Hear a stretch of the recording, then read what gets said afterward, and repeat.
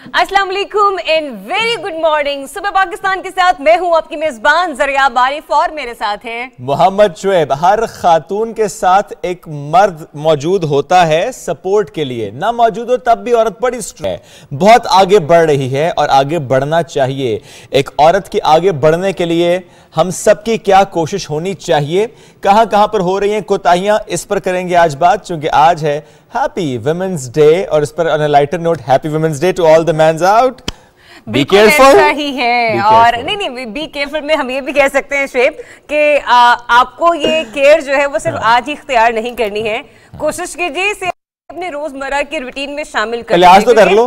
हाँ ये भी है कि आज कर लो, आज से करना ये सफर शुरू करेंगे तो आहिस्ता आहिस्ता आहिस्ता आहिस्ता एक मंजिल तक पहुंच ही जाएंगे। प्रैक्टिस करेंगे ना, practice makes a man perfect. Exactly और यही मैं ये कहूंगी कि खवातीन के बारे में भी यही है कि बहुत सारी ऐसी जगह हैं कि जहां पर हम अपने हुकूक के लिए आवाज बुलंद करते हैं, वहीं पर हमने ये भी देखना है कि हमारे हुकूक की वजह से किसी और के हुकूक तो सलब नहीं हो रहे। और फिर वहां पे मर्दों का खास किरदार रहा है, क्योंकि इनकी सपोर्ट अगर हमें ना हो तो मेरे ख्याल से हम किसी भी मैदान में उस तरह से आगे बढ़ नहीं सकते। क्योंकि कभी भी हम किसी भी वर्किंग एनवायरनमेंट का जब हिस्सा बनते हैं तो वहां पर ज्यादातर अमूमन हमने ये तादाद देखी है कि वहां पर मर्द हजरात एक अलग क्वांटिटी में काम कर रहे होते हैं, उनकी खवातीन की निस्बत वो लोग ज्यादा होते हैं। अब ये वही लोग हैं जो हमें तहफ़्फ़ुज़ भी फराहम कर रहे हैं, ये वही लोग हैं जो कहीं ना कहीं हमारे सपोर्ट में भी आगे आगे होते हैं, क्योंकि इनका साथ या इनका तहफ़्फ़ुज़ हमारे साथ अगर ना हो तो मेरे ख्याल से बाज़ औक़ात बहुत ऐसे मकामात हैं कि जहाँ पर खवातीन खुद को गैर महफूज तस्वर करती हैं। एग्जैक्टली जब बात खवातीन की हो रही है, उन खूबसूरत रिश्तों का भी आज जिक्र करते हैं, तो मैं सबसे पहले कहूँगा शुक्रिया मेरी माँ, आपकी वजह से आज मैं मौजूद हूँ। शुक्रिया मेरी बेटी कि तुम्हारी वजह से आज मैं एक बाप हूँ। शुक्रिया मेरी बीवी कि तुम्हारी वजह से आज मैं एक शौहर हूँ। शुक्रिया मेरी वो तमाम भाभियाँ, चूँकि मेरी सिस्टर नहीं है, मेरी भाभियाँ, उनकी वजह से मैं एक भाई हूँ। शुक्रिया मेरी उन तमाम फीमेल कॉलीग्स का जिनकी वजह से एक मेल कॉलीग के तौर पर आज हम साथ काम कर रहे हैं। तो हर उस खातून का शुक्रिया जिसकी वजह से हमें पहचान मिली। एक खातून से मुझे पहचान मिल रही है, माँ से मुझे पहचान, भाभी से मुझे पहचान, बेटी से, भतीजी से मुझे पहचान, बीवी से मुझे पहचान, तो एक औरत मुझे पहचान दे रही है। मेरी प्रोड्यूसर सना, आपका शुक्रिया, आपकी वजह से हमारी पहचान। शर्मीन है, मारिया हैं, जो मेरी टीम मेंबर्स हैं, आपकी वजह से ये हमारा शो चलता है। तो वो तमाम खवातीन जो चाहे वर्किंग वुमेन हैं, चाहे घर में मौजूद हैं, आपकी वजह से ये घर चलता है, आपकी वजह से ये शो चलता है, आपकी वजह से इदारे चलते हैं, आपकी वजह से मुल्क चलता है, आपकी वजह से ये दुनिया चलती है। बिल्कुल, क्योंकि हमने एक औरत को बहुत से रूप में देखा है। ये वो रिश्ते हैं जो आपने घर की हुदूद में हमें गिनवाए हैं, कुछ वो रिश्ते हैं, कुछ वो अनोखे बंधन हैं जो कि घर की दहलीज से बाहर बनते हैं। उसमें एक बैरिस्टर भी है तो मिनिस्टर भी, उसमें एक डॉक्टर है तो नर्स भी, उसमें हम ये देखते हैं कि अगर एक एक्टर है तो एक एंकर भी। तो बहुत सारे रूप आप खवातीन के अपने इर्द गिर्द देखते हैं, लेकिन ये आपने देखना है कि तहजीब और तमीज का दामन आपने अपने हाथ से छोड़ना नहीं है। क्योंकि जहां हम इन भाइयों के सर का सेहरा है, जहां पे हम बाप के सर का ताज है, वहीं पर उनकी इज्जत की रखवाली, उनकी इज्जत की आबोताब किस तरह से लेकर हम घर से निकलते हैं, इसका भी मान और सम्मान हम लोगों ने रखना है। अच्छा, ये तमाम जो हमने गुफ्तगू की ना, ये रिश्तों की मुनासिबत से की। कोलीग, माँ, बहन, बीवी, बेटी, ये सब काबिले एहतराम रिश्ते, बड़े प्यारे, बड़े खूबसूरत रिश्ते। लेकिन आज मैं एक रिक्वेस्ट भी करूंगा अपने सब देखने वालों से, इन रिश्तों का तकद्दुस अपनी जगह, लेकिन जरा इन रिश्तों से हटकर भी कभी सोचिए। वो औरत पहले एक औरत है, माँ बाद में, बीवी बाद में, बहन बाद में, बेटी बाद में, कोलीग बाद में, सबसे पहले वो एक औरत है। तो उसको, उसकी उस आइडेंटिटी को हमें तस्लीम करना है। रिश्ते में जरूर तोलिए, लेकिन वो एक आइडेंटिटी रखती है, एज ए वुमेन रखती है। अब इस पर कोई माइंड ना कि गर्ल्स को आपने वुमेन कह दिया, नहीं ऐसा बिल्कुल कोई आज माइंड नहीं करेगा। और कोशिश कीजिए कि आज बहुत सारी जगहों पर हम ये देखेंगे कि कुछ फोरम्स पर मार्च निकाले जा रहे हैं, कई जगहों पर रैलियों का इनेकाद किया जा रहा है, तो बहुत सारे स्लोगन्स भी आज नजर आएंगे। लेकिन जहां पर आपको कोताहियां नजर आए वहां पर आपने इस्लाह करनी है, लेकिन जहां पर अगर आपको एक अच्छी बात नजर आए तो कोशिश कीजिए कि उसे हर ज़बान ज़द-ए-आम कीजिए, बजाय उन स्लोगन्स को जो कि मुआशरे में बिगाड़ पैदा करते हैं। क्योंकि जब हम लोग बात करते हैं ना आलमी यौम ख़वातीन के हवाले से, तो दुनिया में जो पहला आलमी यौम ख़वातीन सेलिब्रेट किया गया वो था 19 मार्च 1911 को। फिर उसके बाद हम ये देखते हैं कि अक़वाम मुत्तहिदा की जनरल असम्बली से एक करारदाद मुतफ़िक़ा तौर पर मंजूर की जाती है और वो सन था 1977। और वहां पर इस बात का अहद किया जाता है कि 8 मार्च के रोज एक आलमी यौम ख़वातीन को भरपूर जोशो जज्बे के साथ मनाया जाएगा। और इस दिन को मनाने का मकसद ये होगा कि वो हुकूक जो मुआशरा उन्हें फ्राहम करने में कहीं ना कहीं रखना डाले हुए है, हम उसका तदारुक कैसे कर सकते हैं। एग्जैक्टली और हर साल का एक थीम होता है और वो थीम रखने का मकसद ये है कि उस एक पूरे साल में उसकी तरफ हम कदम बढ़ाएं। तो इस साल 2022 का वुमेन्स डे, इसका थीम है gender equality today for a sustainable tomorrow. तो ये हमें इसके साथ साथ कोशिश करनी है कि जेंडर इक्वालिटी पर हम अपनी कोशिश कर सकेंगे, कैसे हमारी कंट्रीब्यूशन हो सकती है। अभी कुछ सर्च करने अगर आप जाएंगे, गूगल भाई पर जाएंगे, तो वहां भाई नहीं बहनें मिलेंगी आपको। वहां पर मुख्तलिफ खवातीन के आपको डूडल नजर आएंगे। एग्जैक्टली। तो ये गूगल ने अपना डूडल इंटरनेशनल वुमेन्स डे के नाम कर दिया है। और जब हम इस डूडल की बात करते हैं तो उसमें आप तमाम खवातीन शामिल हैं और आज दिल से हम ना सिर्फ आपको वेलकम करते हैं बल्कि आपको सेलिब्रेशंस और ग्रीटिंग्स देते हैं। Happy international women's day. जब एक खातून पहन रही है ब्लू और एक मर्द पहन रहा है pink tie, that's how we are celebrating it. Gender equality, ये जो रंग है ना एसोसिएट हो जाते हैं, blue for man and pink for a girl, तो इसको जरा स्विच करते हैं। चले जी, वैसे मेरी बेटी का फेवरेट कलर ब्लू है and I am very happy कि अच्छी का फेवरेट कलर ब्लू है। तो मेरे बाबा आज पिंक एंड ब्लू का कॉम्बिनेशन पहन कर आए। तो मैंने कहा हम जेंडर इक्वालिटी की तरफ चले ना, पिंक एंड ब्लू। चलें जी, president of Pakistan doctor Arif Alvi साहब ने भी आज के दिन की मुनासबत से अपना एक पैगाम जारी किया है, वो पैगाम आपको सुनवाते हैं।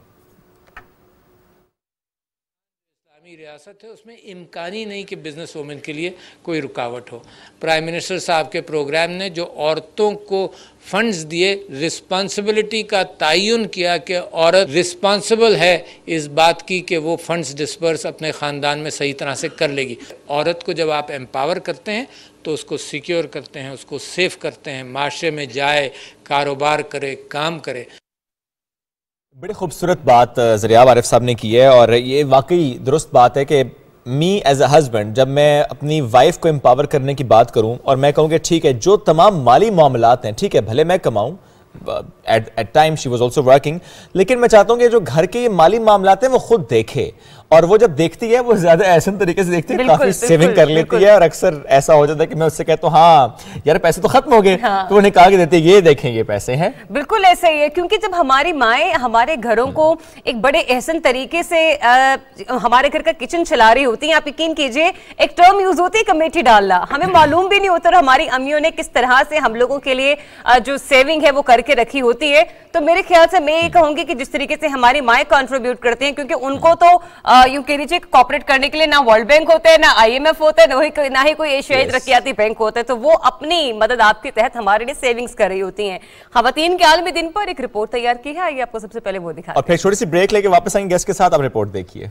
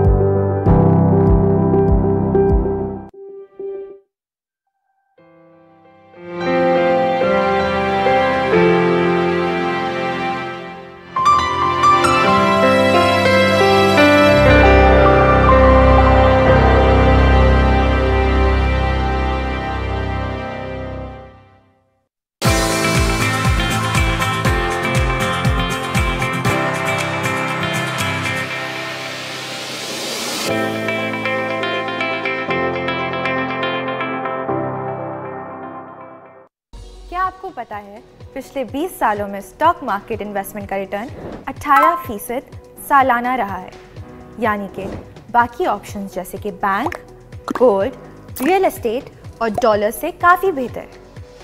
अब आप KSB की K-Trade ऐप से घर बैठे डायरेक्ट इन्वेस्टमेंट कर सकते हैं। अकाउंट ओपन करने के लिए www.ksb.com पर जाएं और ओपन अकाउंट पर क्लिक करें। ऑनलाइन फॉर्म में डिटेल्स जैसे कि नाम, एड्रेस, ईमेल और KYC डॉक्यूमेंट्स जैसे कि NIC की कॉपी, प्रूफ ऑफ फंड्स और बैंक स्टेटमेंट अपलोड करें। अब बस K-Trade अकाउंट में पैसे ट्रांसफ़र करें और स्टॉक मार्केट में पाकिस्तान की बेस्ट कंपनीज में बआसानी इन्वेस्ट करें। K-Trade, अब इन्वेस्टमेंट करे हर कोई।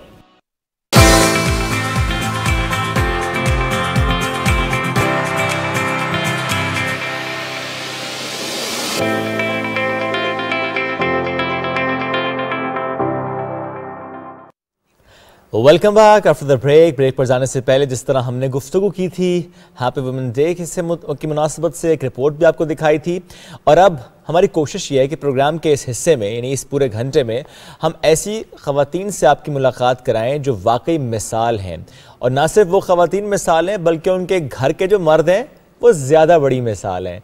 आज कुछ ऐसी शख्सियात हमारे साथ मौजूद हैं जो कहने को सिन्फ़े नाजुक लेकिन वाकई सिन्फ़े आहन हैं, मद्दे मुकाबल को पिछाड़ने का फ़न खूब जानती हैं। मेरे साथ मौजूद हैं वो दो ख़वातीन जो रेसलिंग, कबड्डी, रग्बी की चैम्पियन हैं, शानज़ा रियासत और ज़ैनब रियासत। आप दोनों को वेलकम कहेंगे in the studios. Thank you so much. आप दोनों को happy women's day as well, या हैप्पी गर्ल डे कह दूँ? नहीं, वुमेंस डे ठीक है, चलेगा। और उनके साथ उनके वालिद साहब रियासत अली साहब साथ मौजूद हैं। सर आपको वेलकम करते हैं। माशाल्लाह आप तो खुद power lifting, weight lifting, arm wrestling, match wrestling यानी पाकिस्तान के लेवल पर भी चैंपियन और माशाल्लाह इंटरनेशनल लेवल पर भी बहुत आपने कामयाबी समेटी, और शायद यही वजह है कि आपने सोचा कि बेटियां हैं 5 और सब की सब बेटियों को आपने इसी तरह मजबूत बनाना है। सर ज़्यादा तो लोग कहते हैं कि हमारी इतनी बेटियां क्या करेंगे, ये हमारे लिए बोझ है। जैसे आए रोज़ एक्सीडेंट, मैं कहूँगा इंसिडेंट भी नहीं कहूँगा, जानबूझ के समझते हैं कि इनको ख़त्म करना है, ये हमारे लिए बोझ है। मेरे लिए ये फ़ख्र है माशाल्लाह। आज दिन तक इन्होंने मुझे सपोर्ट किया, मैंने इन्हें सपोर्ट किया। ये अपनी मदद आपके तहत चल रही हैं। ये जैसे ये 14वीं में पढ़ रही है, मैं पंजाबी में बोलूँगा, वो वो बच्ची जो है ना वो 16वीं में पढ़ रही है। सारी बेटियां स्टडी भी कर रही हैं, कॉलेज का नाम तक नहीं सुना इन्होंने, लेकिन घर में बैठकर ये जो है ना ये पढ़ाई भी अपनी कर रही हैं और स्पोर्ट्स में इतना आगे जा रही हैं कि शुक्र अल्हम्दुलिल्लाह आपको चंद दिनों में या साल में इंटरनेशनल नजर आएंगे ये इंशाल्लाह, क्योंकि पहले भी इंटरनेशनल गई हैं, लेकिन मैं कहता हूं कि उधर से मेडल लेकर आए। ये ना कि टूर लगाना मकसद नहीं है, हमारा मकसद है पाकिस्तान का नाम रोशन करना, और वो भी वुमेन के जरिए। बिल्कुल, क्योंकि ये अगर आप एक घर में बैठा के शाम को डॉक्टर के पास जाना है कि अच्छे डॉक्टर के पास जाना है ताकि ये सेहतमंद रह सके, यार घर में एक माहौल बनाओ बच्चियों के लिए, बेटियों के लिए, बहनों के लिए, माओ के लिए, घर में वो एक्सरसाइज कर सके, घर में अपने आप को फिट कर सके। डॉक्टर के पास हम 3 घंटे जाके बैठते हैं, लेकिन घर में हम 15 मिनट बेटी को नहीं देते। ये काम है जो करने वाला है। घर में एक सिस्टम बनाओ, एक रूम बनाओ जहां बेटियां एक्सरसाइज कर सके और फिट रह सके, अपनी खुराक का हजम कर सके, सेहतमंद मुआशरा पैदा कर सके। इनकी वजह से आगे मुआशरा सेहतमंद। बेशक ऐसी आपने घर में इसी तरह का एक स्पेसिफिक रूम बनाया हुआ है सर? हाँ जी माशाल्लाह, मेरा घर पूरा जो है ना इनके लिए ये एक समझे कि जिम की हैसियत। माशाल्लाह, तो इनकी तरफ भी आते हैं, शानज़ा से बात करते हैं। शानज़ा, क्या रूटीन रहती है आपकी? सबसे पहले तो मैं ये कहूंगी कि माशाल्लाह आपने कोई एक ऐसा कारनामा नहीं छोड़ा जिसे आपने अंजाम न दिया हो, उसमें माशाल्लाह कामयाबी भी समेटी है। जैसे कि आपके वालिद साहब की भी ख्वाहिश है, हम भी दुआगो हैं कि इंशाल्लाह आप इंटरनेशनली जो है वो मेडल पाकिस्तान के लिए जीत के लेकर आए। रूटीन क्या रहती है और बाबा की सपोर्ट आपको कितनी हौसला अफजा होती है? बाबा, सबसे पहले बाबा बाबा ने ही हमें हौसला दिया, नहीं आप में ये टैलेंट है। मैट्रिक के बाद मैंने स्टार्ट किया, मुझे बिल्कुल भी नहीं आइडिया था, मैं ऐसे ही गुजर रही थी, तो मुझे नहीं पता था फीमेल स्पोर्ट्स करती हैं, मैट्रिक तक मुझे कोई आइडिया नहीं था। तो मैंने कहा बाबा फीमेल्स भी खेलती हैं, ऐसी वेट लिफ्टिंग हो रही थी। तो जाहिर सी बात है वो बाप है, उनके हाथों में हम बड़े हुए हैं। कहते हैं जिस दिन तुम खेली तो दुनिया पूछेगी ये कैसे खेलती है ना। ये था। मैंने जैसे ही मैट्रिक के एग्जाम दिए, इन्होंने घर में एक रूम बना दिया प्रॉपर। और मुझे कहते हैं ये करो, मैं कहती बाबा मैं करूँ। मैं बिल्कुल 45 kg मेरा वेट था, तो मैंने कहा बाबा मुझसे तो नहीं होगा। कहते ये आपने कैसे कह दिया? क्या आपसे कहते नहीं ये होगा? आज का है, नेक्स्ट लाइफ में मैं कभी नहीं सुनूंगा। वो दिन और ये दिन ना, मतलब मैंने फिर इन्होंने प्रॉपर ट्रेनिंग दी मुझे। 2 इयर्स की मैंने ट्रेनिंग की घर में बाबा के पास ही। देन मैं इस्लामाबाद आई, ट्रायल्स दिए, मैं सिलेक्ट हुई। माशाल्लाह। उसके बाद इंडिया खेलने चले गए। वाओ। उसके बाद उधर वापस आई तो नेक्स्ट 3 मंथ्स के बाद मतलब मेरी life total change. International medal मैंने निकाला जबरदस्त। इंडिया में? ईरान में। अच्छा, ये आप 12 साउथ एशियन गेम्स की बात करें जो इंडिया यस वाली? जी जी जी। उसके बाद ईरान में जूनियर चैंपियनशिप हुई, उसमें मेडल निकाला। देन पाकिस्तान आई, फिर देन पाकिस्तान में चैंपियन और स्टिल माशाल्लाह 5 इयर्स से पाकिस्तान चैंपियन हूँ। लेकिन ये सारा कुछ फादर की वजह से है ना। अभी हम दोनों पाक आर्मी में हैं, लेकिन जैसे ही हम घर होते हैं तो हमारी रूटीन ये होती है कि मॉर्निंग में हमने ट्रेनिंग करनी है, मतलब 4 o'clock हम उठ जाते हैं ना दोनों। तो देन बाबा ने भी साथ उठ जाना है, हमें ग्राउंड छोड़ना है, खुद जिम चले जाना है। अच्छा। देन हमने घर आना है, मतलब तकरीबन 8 बजे वापस आते हैं। आके नाश्ता वगैरह किया, थोड़ी अम्मी की हेल्प करवाई। अच्छा, हाँ, आंटी की बात करवाती है। अम्मी की हेल्प करवाई। देन थोड़ी देर रेस्ट किया, फिर जिम चले गए और जिम से शाम में वापस तो आए। फिर जिम करके इतना कुछ करके तो भूख बहुत ज्यादा लगती है कि मेरे ख्याल से तो वो हर वक्त खाना पकाना उनका चलता रहता होगा। हमारे घर में ये है कि अम्मी से नहीं, जिसने सबकी अलग अलग डाइट होती है। अच्छा। मैंने अपना वेट मेंटेन करना है तो मैंने अलग लेनी है, इसने अपना गेन करना है तो इसने अलग लेनी है। बाकी सबका अलग अलग है। आप रिड्यूस कर रहे हो और आप गेन कर रही हो। अच्छा, ये बड़ा अच्छा कॉम्बिनेशन है यार। वो ना अपनी अपनी वेट क्लास में खेलना होता है ना, बिल्कुल ऐसे ही है। इस वजह से वेट को मेंटेन रखना पड़ता है। तो और वो देन सबसे इस मुश्किल वजह से टारगेट ही वो है, ऐसे ही वेट है। मेंटेन रखना। तो इसी तरह होता है कि हमें पता नहीं होता अब घर में बन के आ रहा है, जिसने जो खाना खुद जाए किचन में बनाए और खा ले। चलो, ये तो लेकिन अच्छी शानदार, बात है। कभी कभी दिल अंकल नहीं ने करता तो- होगा कि वेट भी मेंटेन करना और बिरयानी की तलब हो रही है आपको और आपने वो रसमलाई खानी है। मोस्टली ऐसे ही होता है जब आप मतलब सोचते हो ना आप डाइट स्टार्ट है, देन तभी घर में बिरयानी बन रही होती है, मेहमान आ रहे हैं, ठीक है, किसी की शादी आ जाती है, थोड़ा बहुत फिर इस खाने से तरह थोड़ी कुछ होता है। नहीं इस तरह नहीं ना बहुत होता। कुछ होता है, तुम नहीं समझोगे शुएब, कुछ होता है। हाँ, काफी कुछ होता है। मुझे ज़ैनब आप भी बताएं, आप तो माशाल्लाह सबसे छोटी बेटी हैं, तो आपकी कहानी भी ऐसे कि आपने बाबा से कहा कि क्या मैं कर पाऊंगी, मैं करूंगी, या आपके लिए तो बहनें मिसाल बन रही थी? ऐसी बात है ना कि मैं अभी स्टडी कर रही थी तो बहनों की तरफ देख रही थी कि ये ना मतलब माशाल्लाह से इतना ऊपर जा रही है, इतना अच्छा खेल रही है, तो मैं इनसे बहुत ज़्यादा इंस्पायर हो रही थी। तो लेकिन मामा का था कि ये पढ़े ना, तो मैं कह रही थी मामा मैं कौन सा स्टडी को स्किप कर रही हूँ या साइड पे कर रही हूँ कि नहीं मैंने नहीं करनी स्टडी, तो मैं साथ में खेलूँगी भी पढ़ूँगी। नहीं, मामा का था कि नहीं तुम बस पढ़ो। मैंने कहा ठीक मामा है। बाबा से लड़ती थी कि बेटियों को ना लगाओ इन कामों में? नहीं 4 बेटियों को कुछ नहीं कहा, मेरी दफा आकर कहा कि नहीं इसको नहीं करवाना, ये अभी इसमें ये ताकत नहीं है, जान नहीं। मैंने कहा नहीं मैं जान बना लूंगी। तो फिर बाप मामा कहती है कि नहीं इसे खिलाना ही नहीं ना, हमने ये नहीं खेलेगी, इसमें इतनी ताकत ही नहीं। मैंने कहा नहीं। यानी माँ का छोटी बेटी के साथ ताल्लुक कुछ ऐसा था कि इसको जरा मैं और प्रोटेक्ट रखूं। हाँ, protect 4 तो रखूं। निकल गई अब्बे के हाथ एक ही अपने पास रख कहते हैं लो। कि घर में तो ये होती नहीं, कैंप्स में होती है, तो मेरे पास भी कोई हो। लेकिन फिर आहिस्ता आहिस्ता कहते ठीक है इसकी है, इसका शौक है तो ये फिर जाए। या तो हो उन्होंने- सकता है आपके बाबा ने मना लिया हो। हाँ ऐसे ऐसे बात आपने बनाया। यही होता है ना कि बच्चों की देखना होता है कि इनकी सोच क्या है। हमने इनको दबाना नहीं, बिल्कुल। बल्कि इनको उजागर करना है बेशक। और इनको सपोर्ट करना है। जहाँ ये समझे कि पीछे हट रही हैं, मैंने कहा नहीं भाई, आपको खुराक की, पैसे की, जिस चीज़ की ज़रूरत है इंशाल्लाह हम सर देंगे। ये बातें छोड़ें, आंखें नम क्यों हुई? बस सर, ये जो चीज़ है ना, ये एक वक्त था लोग कहते थे कि यार ये बच्चियों को क्या देगा, इसके घर में इतने बेटियां आ रही हैं क्या करेगा। रिश्तेदार भी कहते थे, सब भी कहते थे, लेकिन मुझे अल्लाह ताला पे भरोसा था कि मेरी वजह से ये दुनिया नहीं है, दुनिया अल्लाह की कुदरत की वजह से। ये बेटियां आएंगी जहां उन्होंने आना है, उन्होंने आना है, लेकिन हमारा काम है इनके साथ सपोर्ट करना, खड़े होना, बस और कोई काम नहीं सर हमारा। सबसे तल्ख जुमला क्या सुना? सर तल्ख जुमले, आप जिस वक्त पहली दूसरी बेटी हुई ना, तो मेरी बीवी जो है ना वो रो रही थी।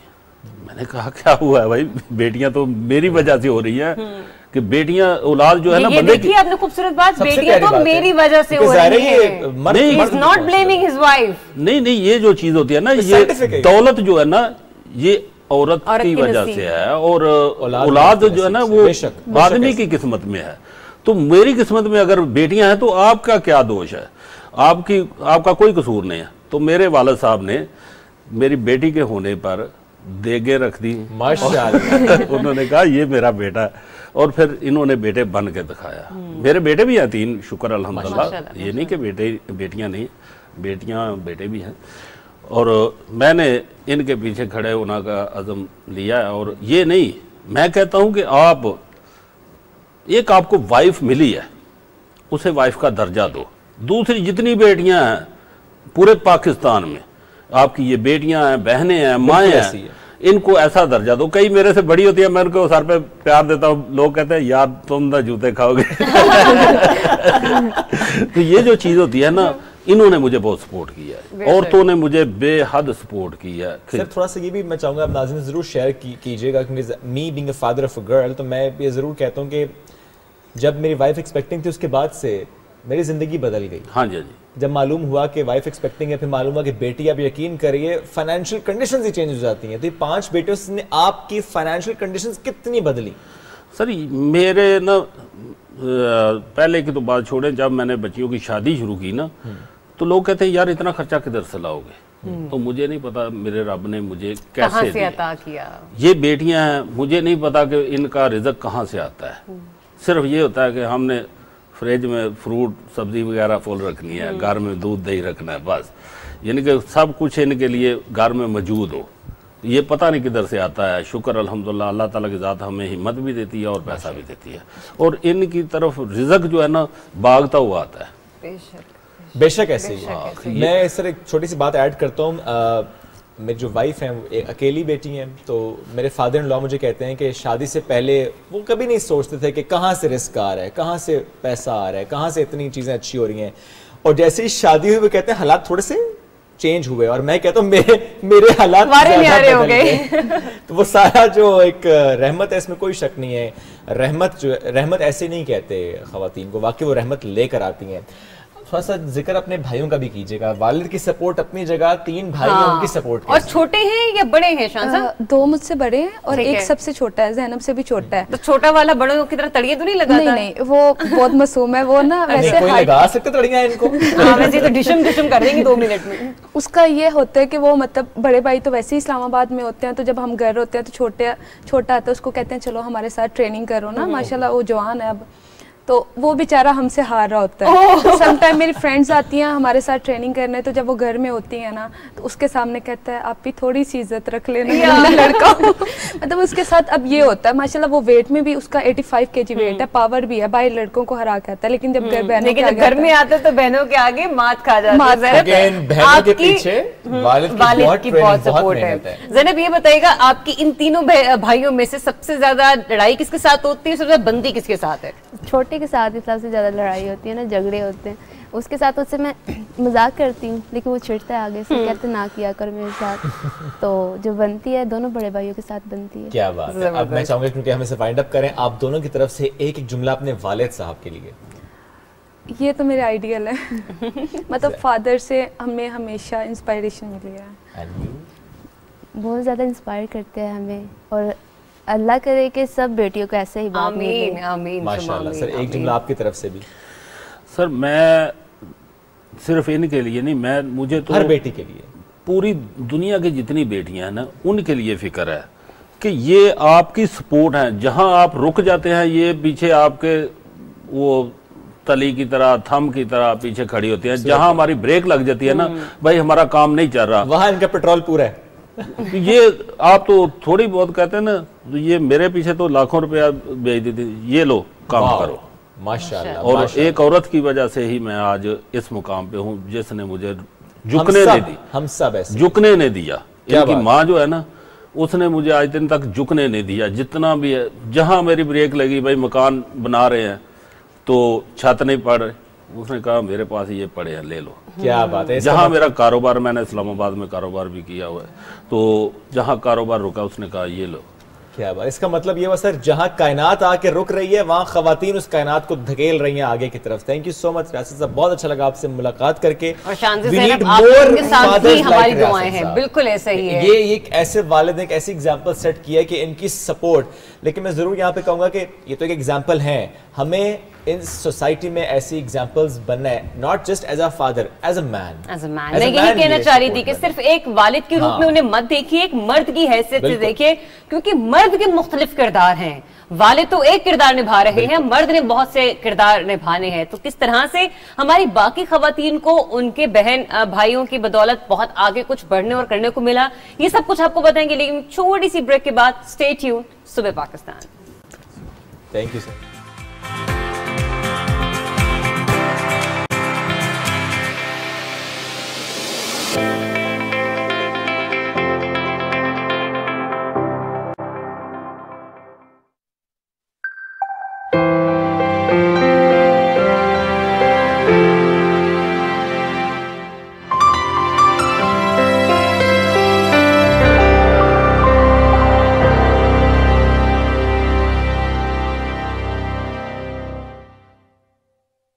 कुरान करीम में बहुत वाज़े तरीके से जहाँ पर मर्दों की विरासत का तज़किरा है, वहाँ पर औरतों की उसी तरह से विरासत का तज़किरा है। और विरासत एक हक़ है जो अल्लाह ताला ने दिया है औरत को, और उसकी अदायगी उतने ही अल्लाह ताला की रज़ा का हुसूल का तरीका है कि जब माशरे में आप औरत को ख़ुद मुख्तार करते हैं, इकोनॉमिकली उसको किसी का मोहताज नहीं रहने देते, तो वो एम्पावर होती है, वो ख़ुद ब खुद एम्पावर होती चली जाती है। इसलिए हम सब को मिलजुल कर अपने मुआशरे की रवैयों को भी ठीक करना है, और औरत को एम्पावर करने के लिए उसे विरासत और किफ़ालत का हक़ भी ज़रूर देना है।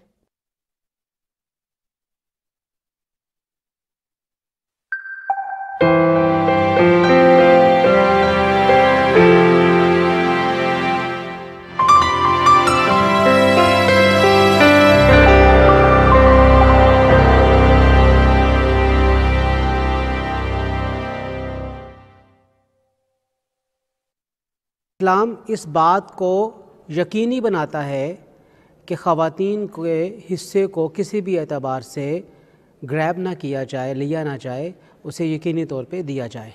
हुकूमती कानून साजी के नतीजे में अब किसी भी शख्स के इंतकाल के बाद उसकी वरासत उसके वरसा में, और ख़ास तौर पे अगर वो गैर मनकूला जायदाद है, लाजमी तौर पर उन तमाम वरसा के नाम पे मुंतकिल की जाएगी जो कि उस वरासत में हिस्सेदार हैं। जैसे वालिद गिरामी का इंतकाल हुआ और उनकी औलाद है, बच्चे भी हैं, बच्चियां भी हैं, बेटे भी हैं, बेटियां भी हैं, बीवी भी है, तो फिर उन तमाम हिस्सेदारों में उनकी गैर मनकूला जायदाद कानूनी सतह पर और हुकूमती अदारों के अंदर वो मुंतकिल की जाएगी, मुंतकिल होगी।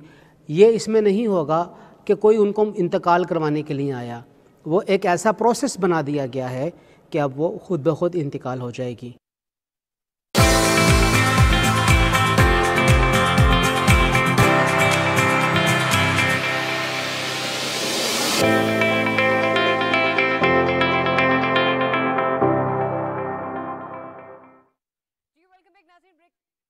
वेलकम बैक नाज़रीन। ब्रेक के बाद आपको एक बार फिर से खुशामदीद कहते हैं। ब्रेक पर जाने से पहले हमने आपको आपकी मुलाकात बहुत ही प्यारी शख्सियत से करवाई थी, क्योंकि इंटरनेशनल वुमेन्स डे हम लोग भी सेलिब्रेट करें विद इन द पाकिस्तान।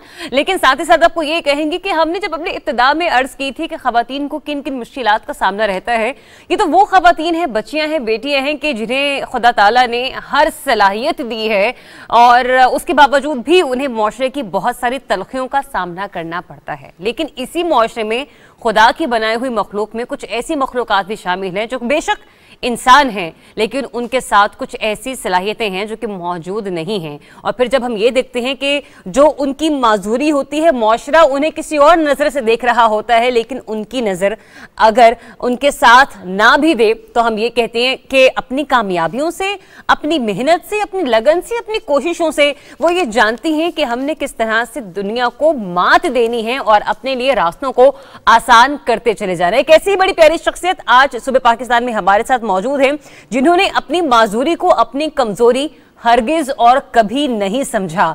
दूसरों के लिए भी मशाल राह बनी है। हमें ज्वाइन किया है राबेल पीरजादा ने, जो कि बज़ाहिर बसारत से महरूम हैं, लेकिन उनकी शख्सियत कई पहलुओं पर मुश्तमिल है।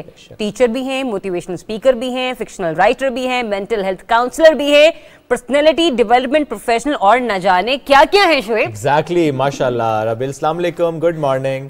Assalamualaikum and good morning to all of you. Thank you so much, बहुत प्यारी लग रही है माशाल्लाह आप। Thank you so थोड़ा सा much. राबेल, मुझे अपनी जर्नी से मुतालिक बताएं। ये ज़रा एक टफ रही होगी, चैलेंजिंग रही होगी, लेकिन आप एक मजबूत खातून बनकर सामने आई हैं। You are an example for so many of us, ना सिर्फ खवातीन के लिए, मर्दों के लिए, सबके लिए, सोसाइटी के लिए आप एक एग्जाम्पल हैं। थोड़ी सी अपनी कहानी शेयर कीजिएगा। वेल, मेरा ताल्लुक मुल्तान शहर से है और मैं 12 साल की उम्र में थी तो मेरे सर पे चोट लगी थी। और जैसे ही मेरे सर पे चोट लगी तो मेरी निगाह वहाँ पे ख़त्म हो गई थी। मतलब सडन, जस्ट ओनली 5 मिनट में मैंने अपनी आई साइट जो है वो लॉस कर दी थी।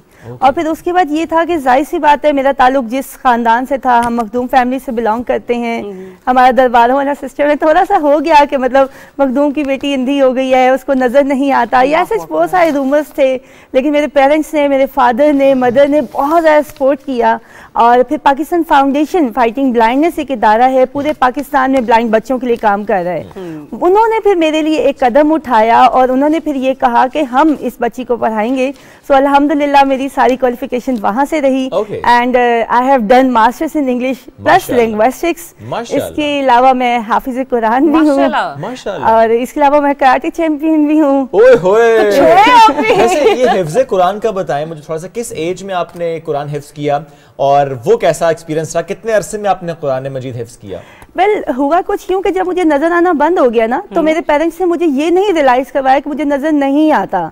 उनकी कोशिश ये होती थी कि मुझे हर तरह के काम में इन्वॉल्व करें, चाहे वो घर के काम हो, because I am a master chef also, और इसके अलावा पर्सनैलिटी ग्रूमर के साथ साथ तो मेरे पेरेंट्स ने कुरान भी हिफ्ज़ करवाते रहे, तर्जमे के साथ मैंने पढ़ा। और इसके अलावा मैं साथ साथ फैशन आर्ट डिजाइनर भी हूँ, यानी कि मैंने वहाँ पे पपेट्स वगैरह बनाने शुरू कर दिए, पेंटिंग शुरू कर दी अपने हेयरिंग स्किल्स को हासिल करते हुए, और फिर बहुत आराम से हो गया।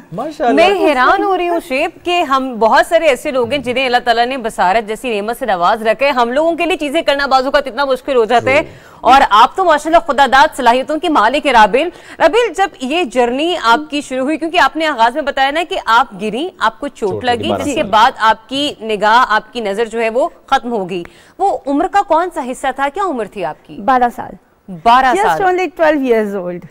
लेकिन मैं आपको सच बताऊं, वो मैंने 2 लाइफ गुजारी हैं। एक वो लाइफ थी व्हेन आई वाज साइटेड, एक ये लाइफ है जब मतलब मुझे नजर नहीं आता।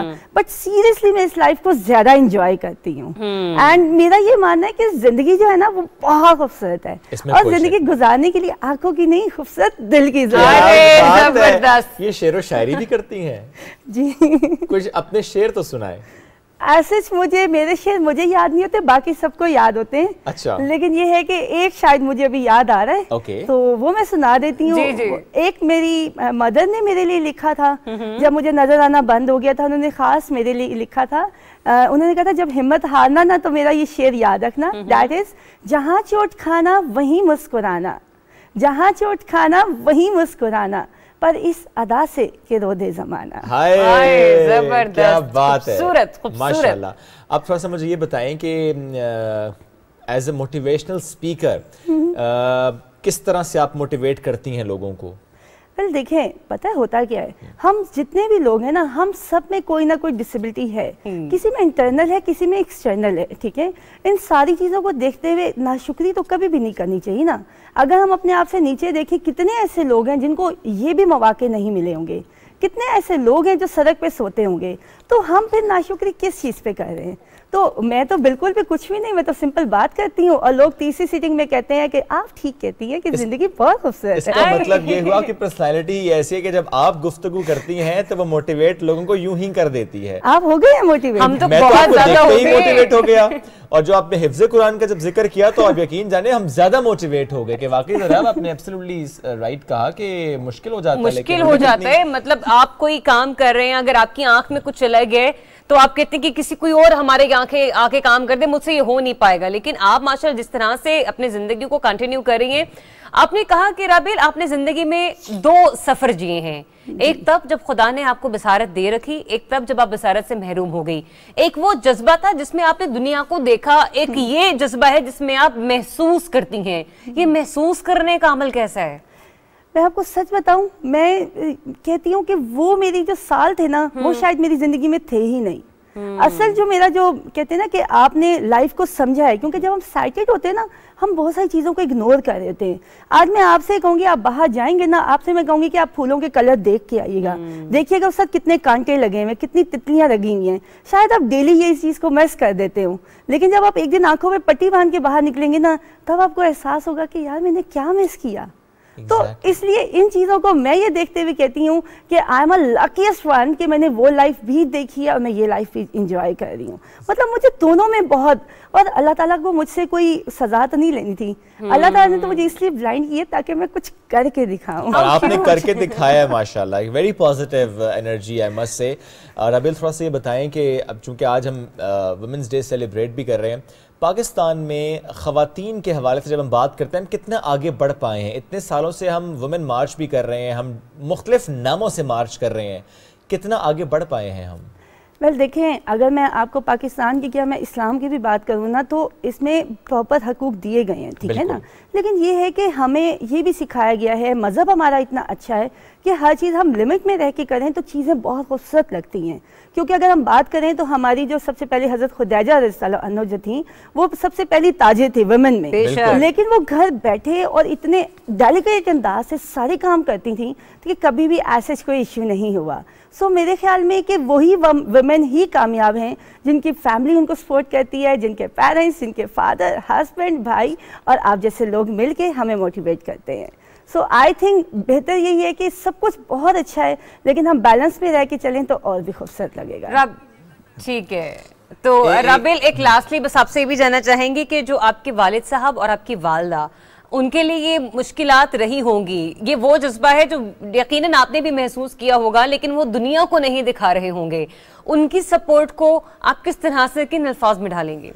मैं अगर अपने पापा की बात करूँ ना, तो पापा ने कभी भी ये नहीं कहा था कि मैं नहीं कर सकती। मतलब मुझे याद है, मैं जब भी किसी शो पे आती थी और मैं कहती पापा मेरा शो है, पापा बड़े शौक से देखते थे ना। और पापा जब मैं ब्लाइंड हो गई थी तो पापा कहते थे कि ना मैं ये नहीं चाहता कि कोई ये कहे कि मखदूम की बेटी जा रही है या मखदूम की बेटी ब्लाइंड हो गई है। मैं चाहता हूँ मैं जहाँ से गुजरूँ लोग कहें राबेल पे ज़्यादा के पापा जा रहे हैं। तो जब पीटीवी वालों ने मेरी पूरी लाइफ जर्नी बनाई तो मुझे आज भी अच्छी तरह से याद है कि पापा ने कहा कि मैं बैठा हुआ था और मुझे लोग ने आकर कहा कि आप राबेल पे ज़ारा के पापा हैं।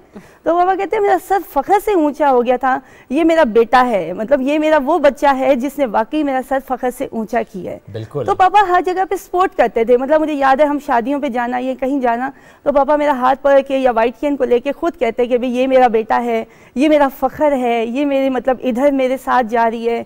तो मतलब उन्होंने हमें कभी मुझे इस चीज़ का एहसास नहीं दिलाया। मैं कहती थी लेकिन पापा नहीं कहते थे। बिल्कुल ऐसे ही है राबेल, और ये एक ऐसा खूबसूरत और वाहिद रिश्ता है वालिद का जो ये सोच रखता है, जो ये कहता है बल्कि करके दिखाता है कि जब औलाद उससे आगे बढ़ जाए, जब औलाद की वजह से उसका नाम लिया जाए तो उसके लिए वाकई इससे खूबसूरत लम्हा हो नहीं सकता। राबेल बहुत शुक्रिया, आपने वक्त निकाला, पाई, आपका आना हमारे लिए बाइसे फ़ख्र। और आज के दिन इसी तरह बहुत सी ऐसी कहानियाँ हम आपके सामने लेकर आ रहे हैं जो बहुत मोटिवेटेड हैं, सेल्फ मोटिवेटेड हैं, सेल्फ चार्ज्ड हैं, पॉजिटिव हैं, अपनी एनर्जी सोसाइटी में इनकलकेट करें। एक छोटी सी ब्रेक लेंगे, कुछ और नई कहानियों के साथ दोबारा हाजिर होते हैं, साथ रहिए। Welcome back. हेडलाइंस आप जान चुके हैं और अब जरिया अब यहाँ पर मौजूद नहीं है। जिस तरह उन्होंने बताया था, ज़रा बहुत सारे इवेंट्स हैं और आज उनमें भी जाना हम सबका बड़ा ज़रूरी है। तो मैं एक रिस्पॉन्सिबल मेल कोलीग होने के नाते आज इस दिन पर उनकी कमी आपको महसूस नहीं होने दूंगा। जनाब, हम बात करते हैं निगाह नज़र साहिबा से, हमारे साथ मौजूद हैं, पाकिस्तान की पहली कार्टूनिस्ट हैं और एज अ लेडी कार्टूनिस्ट हम जरा उनकी जर्नी से मुतालिक भी बात कर रहे थे, जिस तरह से वो इफेक्टिव मैसेज डिलीवर कर पा रही हैं और जो माजी में उनके काम रहे, जिन कैरेक्टर्स के थ्रू उन्होंने अपने इस मैसेज को आम किया सोसाइटी के लिए, कम्युनिटी के लिए, आगे बढ़ने के लिए, उस पर आज हम बात करें।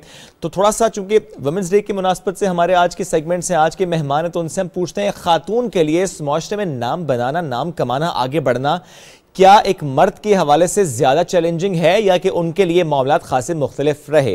मैम, ओवर टू यू, कैसे रहा आपका सफ़र? सफ़र तो मैं अपना काम करती रही हर हाल में भी, लेकिन ख़वातीन के लिए ज़्यादा मुश्किल और चैलेंजिंग इसलिए है कि हमारे पास उमूर खानेदारी की जिम्मेदारियाँ हैं, बच्चों की जिम्मेदारियाँ हैं और फैमिली की जिम्मेदारी है, तो इसलिए हमारे लिए ज़्यादा चैलेंजिंग हो जाता है। मैं हमेशा ये कहती थी, मेरे हस्बैंड का ताल्लुक वजारत ख़ारजा से था और मैं हमेशा यही कहती थी, I am a mobile wife, भाई इधर चले गए फिर इधर चले गए फिर उधर पोस्टिंग हो गई फिर उधर हो गई।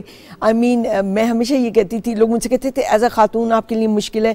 मैंने कहा देखिए फ़र्क सिर्फ इतना है कि मेरे जो कॉलीग कार्टूनिस्ट हैं हजरात, वो तो अगर एक जगह से दूसरी जगह भी जाना पड़े तो वो सीधा सीधा अपना ब्रीफ केस उठाते हैं और वो चले जाते हैं दफ्तर, और हम जब पहुंचते हैं किसी जगह भी तो हमें पूरा घर सेट करना, पौचखाना चलाना, तमाम के तमाम जिम्मेदारियां करके एक घर को चालू करना, तो वो बहुत बड़ी जिम्मेदारी होती है और उसमें बहुत टाइम भी लगता है सेट होने में, सेटल होने में। तो ये थी हमारी पोस्टिंग्स की कहानी। लेकिन इसकी वजह से कि आपकी अपनी जर्नी मुतासिर हुई या आपने कहा कि नहीं लगने दूंगी ब्रेक? नहीं, बिल्कुल ये तो हो ही नहीं सकता था वो हो ही नहीं सकता था, क्योंकि वो ब्रेक देखिए ना, चाइल्ड बर्थ भी होती है, मेरे 3 बच्चे हैं माशाल्लाह, तो इसलिए हर दफ़ा ब्रेकें तो लगती रही हैं। और मेरा ख्याल है बहुत सारी ख़वातीन, और आजकल जब भी मैं यूनिवर्सिटीज़ में लेक्चर देती हूँ, मैं हमेशा ये लड़कियों को कहती हूँ कि देखो ब्रेकें लगेंगी, गियर बदलो, उसको न्यूट्रल में ना छोड़ना, करती रहो थोड़ा थोड़ा थोड़ा थोड़ा, keep in touch with your work. ये बहुत अच्छी बात आपने की। जनरली हम यही देखते हैं, अच्छा स्पेशली बेबी बर्थ के बाद ख़वातीन ज़ाहिर है एक जो जिम्मेदारी समझते हुए और उसे निभाते हुए अपने शौक भी अधूरे छोड़ देती हैं। जी जी। अगर वो एक वर्किंग वूमेन थी, एक प्रोफेशनल लाइफ में थी, वो छोड़ देती है उसको। आपने बड़ा अच्छा कहा कि नहीं ब्रेकें तो लगेंगी लेकिन बार बार आपने आगे बढ़ना, ये बड़ा प्यारा आपने मैसेज दिया है। तो क्या ये आप होता हुआ देख रही हैं सोसाइटी में, चेंज आ रहा है? मैं जब अपनी बच्चियों को देखती हूँ तो मैं देखती हूँ कि ये चीज़ उनके जहन में है कि बिल्कुल से नहीं छोड़ना है। कम कर दें, स्लो कर दें, पार्ट टाइम कर लें, लेकिन उसके साथ राब्ता रखें अपने करियर के साथ। बिल्कुल अबैंडन ना करें, क्योंकि अगर किया तो फिर वो हाल होगा जो कि मेरे साथ की या मुझसे ज़रा कम उम्र में जो ख़वातीन है वो कहती हैं ओह हमें तो कुछ आता ही नहीं। वो बहुत डरती हैं दोबारा से फील्ड में आने के लिए, क्योंकि ज़माना भी आगे बढ़ जाता है, टेक्नोलॉजी भी आगे बढ़ जाती है, स्ट्रैटेजीज, तरीक़ेकार और एक कंपटीशन और तरह का हो जाता है, तो वो बहुत इस मामले में डिस्करेज हो जाती है कि नहीं अब हम नहीं आ सकते, अब तो बड़ा मुश्किल है, और वो बड़ा दोबारा से शुरू करना उसको बड़ा मुश्किल है। तो लेकिन मेरी जो बच्चियां थी उन्होंने नहीं छोड़ा, उन्होंने थोड़ा थोड़ा रखा राब्ता, हालांकि उनकी भी बच्चे हैं, लेकिन उन्होंने बिल्कुल से उसको ये जो कहते हैं दरवाज़ा नहीं बंद किया, वो दरवाज़ा खुला रखा है और ये बहुत ज़रूरी है। 51% पॉपुलेशन है ख़वातीन की, फिर इसे मेल डोमिनेंट सोसाइटी क्यों कहते हैं? इसलिए कि चलती उनकी है।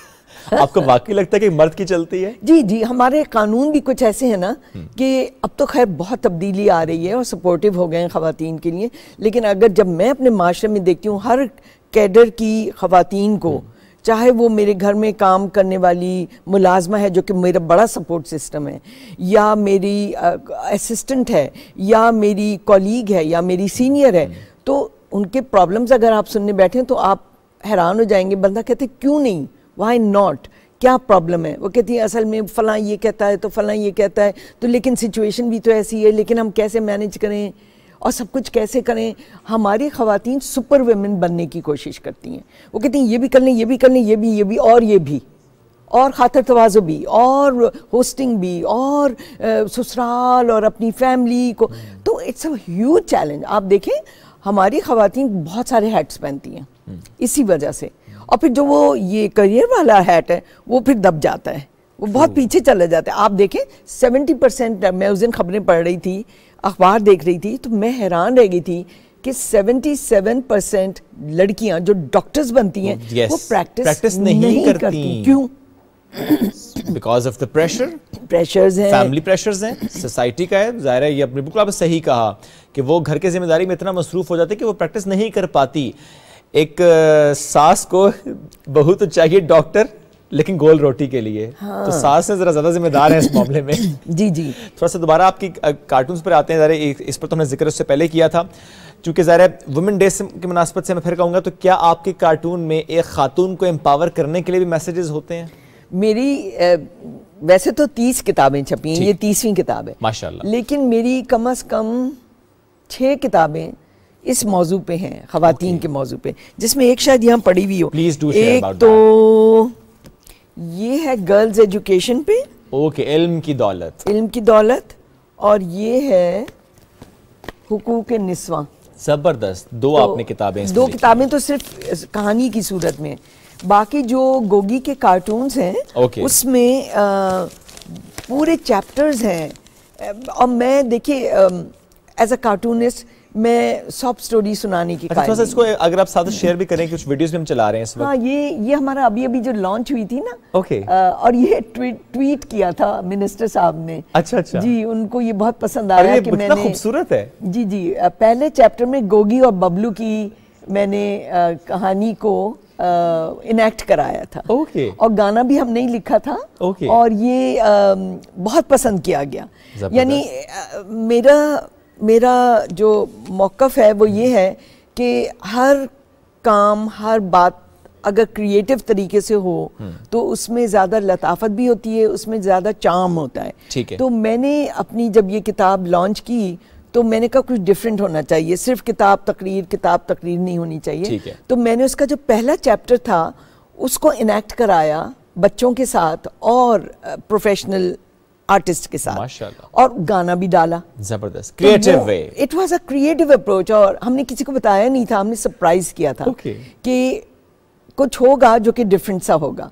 यानी मेरा नहीं ख्याल, मेरी इल्म में नहीं है कि कोई किताब ऐसे लॉन्च हुई हो कि पहला चैप्टर ही इनैक्ट हो रहा है। नहीं हुआ ऐसे। और बहुत मजे का हुआ, और बच्चों ने भी इंजॉय किया, बड़ों ने भी इंजॉय किया, और बहुत इसकी, यानी इवन मिनिस्टर साहब ने कहा कि ये गाना तो हमें चाहिए, क्योंकि वो ऐसा था ना कि उसका नाम ही एक अच्छाई भी अच्छी है।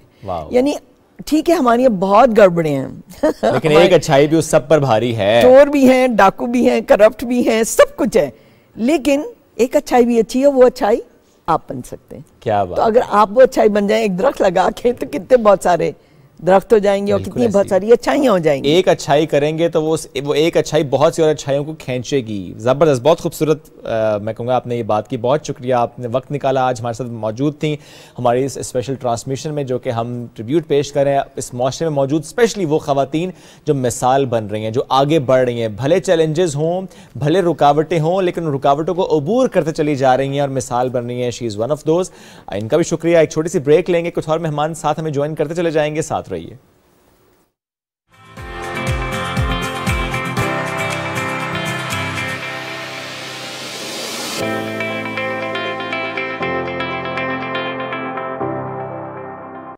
क्या आपको पता है पिछले 20 सालों में स्टॉक मार्केट इन्वेस्टमेंट का रिटर्न 18% सालाना रहा है, यानी कि बाकी ऑप्शंस जैसे कि बैंक, गोल्ड, रियल एस्टेट और डॉलर से काफ़ी बेहतर।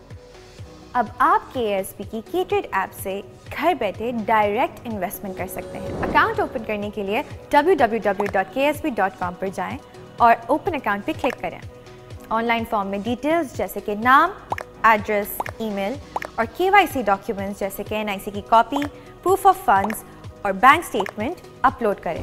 अब बस K-Trade अकाउंट में पैसे ट्रांसफ़र करें और स्टॉक मार्केट में पाकिस्तान की बेस्ट कंपनीज में बआसानी इन्वेस्ट करें। K-Trade, अब इन्वेस्टमेंट करे हर कोई।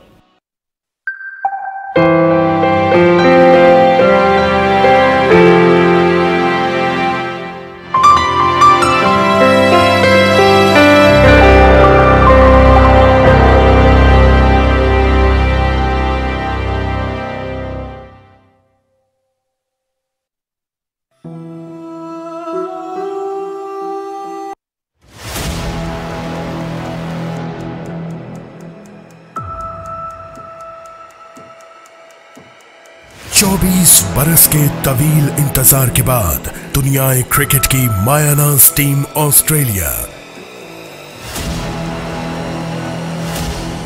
3 टेस्ट, 3 वनडे और 1 T20 के लिए सरजमीन पाकिस्तान में बेहतरीन पेशेवर क्रिकेटर्स पर मुश्तमिल ऑस्ट्रेलियन टीम।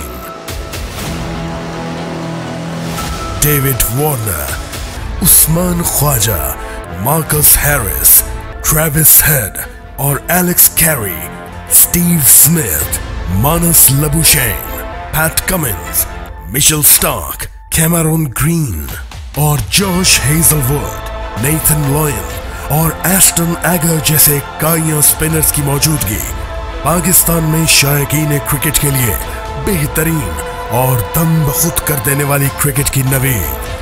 पाकिस्तान बमुकाबला ऑस्ट्रेलिया 4 मार्च से बराह रास्त सिर्फ PTV स्पोर्ट्स पर। गेम ऑन है।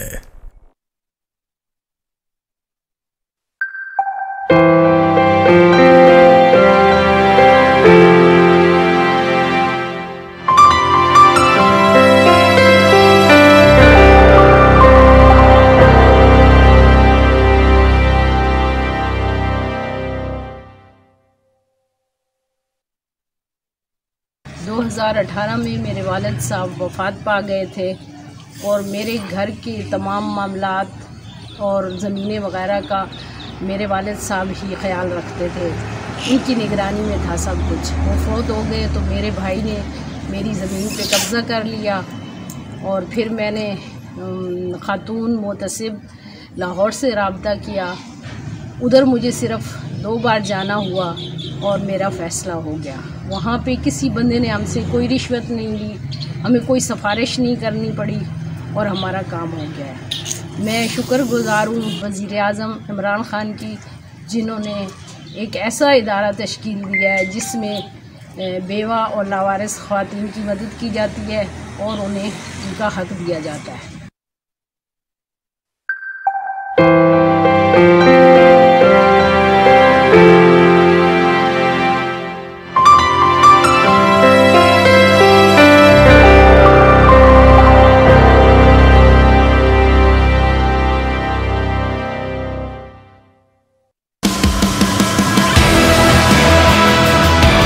खेलों की दुनिया अब आप देखेंगे एक नए अंदाज में।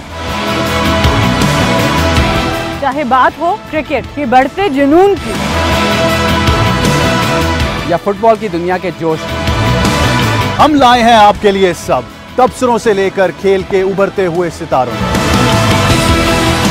खेलों में खवातीन के जमते हुए कदम, NBA, मोटर स्पोर्ट्स और दीगर खेलों पर गुफ्तगू, हार और जीत का हर जाविया हम लेके आए हैं आपके लिए। देखते रहिए स्पोर्ट्स 360 सिर्फ PTV न्यूज़ पर।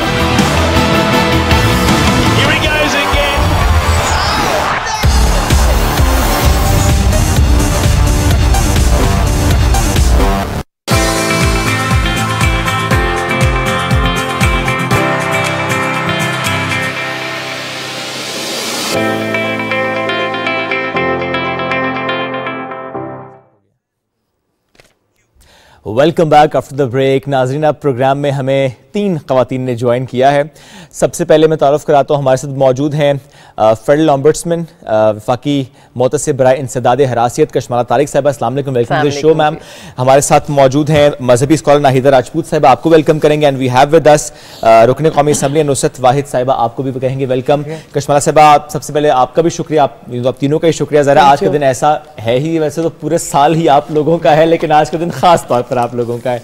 कशमाला साहिबा, थोड़ा सा मुझे प्लीज़ बताइएगा, जो इतनी आप माशाल्लाह गुफ्तगू करती हैं, इतने आपने माशाल्लाह काम किए ख़वातीन को हरासमेंट से बचाने के लिए, बहुत से स्टेप्स आप लोगों की तरफ से लिए गए ताकि ख़वातीन अपने आप को महफूज तस्वुर कर सकें। कितना एक खातून आज पाकिस्तान में अपने आप को महफूज तस्वुर कर रही है? देखिए जी, अल्हम्दुलिल्लाह इतनी कोई हमारे मुल्क में बुरी सिचुएशन नहीं है और ख़वातीन जो हैं बड़े इज्जत और रिस्पेक्ट के साथ उनको डील किया जाता है।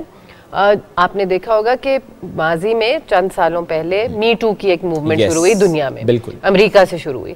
अच्छा, अब क्योंकि सोशल मीडिया का दौर है तो वो पूरी दुनिया में उसकी गूंज हमने सुनी और हमारे मुल्क तक भी आई। अब उसको कहने का ये मतलब है कि इस्लाम सबसे पहला मजहब था जिसने खवातीन को जायदाद में हक दिए, जिसने खवातीन को एक्नॉलेज किया, जिसमें हमें इज्जत का, सबसे पहले नबी पाक सल्लल्लाहु अलैहि वसल्लम अपनी बेटी की और बेगम के एहतराम में खड़े हो जाते थे, उससे पहले बच्चियों को जिंदा दरगोर कर देते थे। तो आप ये देखें कि हमारी बड़ी बैलेंस सोसाइटी है।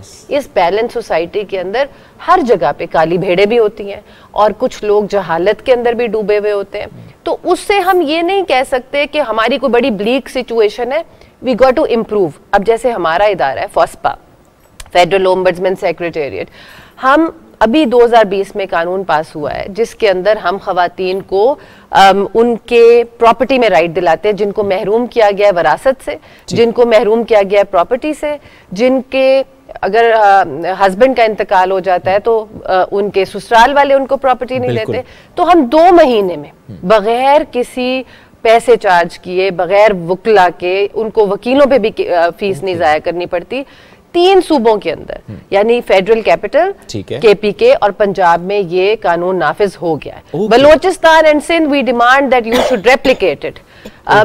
इसी तरह हरासगी के लॉज के काम की जगहों पे बच्चियों को तहफ़्फ़ुज़ मिले, खवातीन को तहफ़्फ़ुज़ मिले।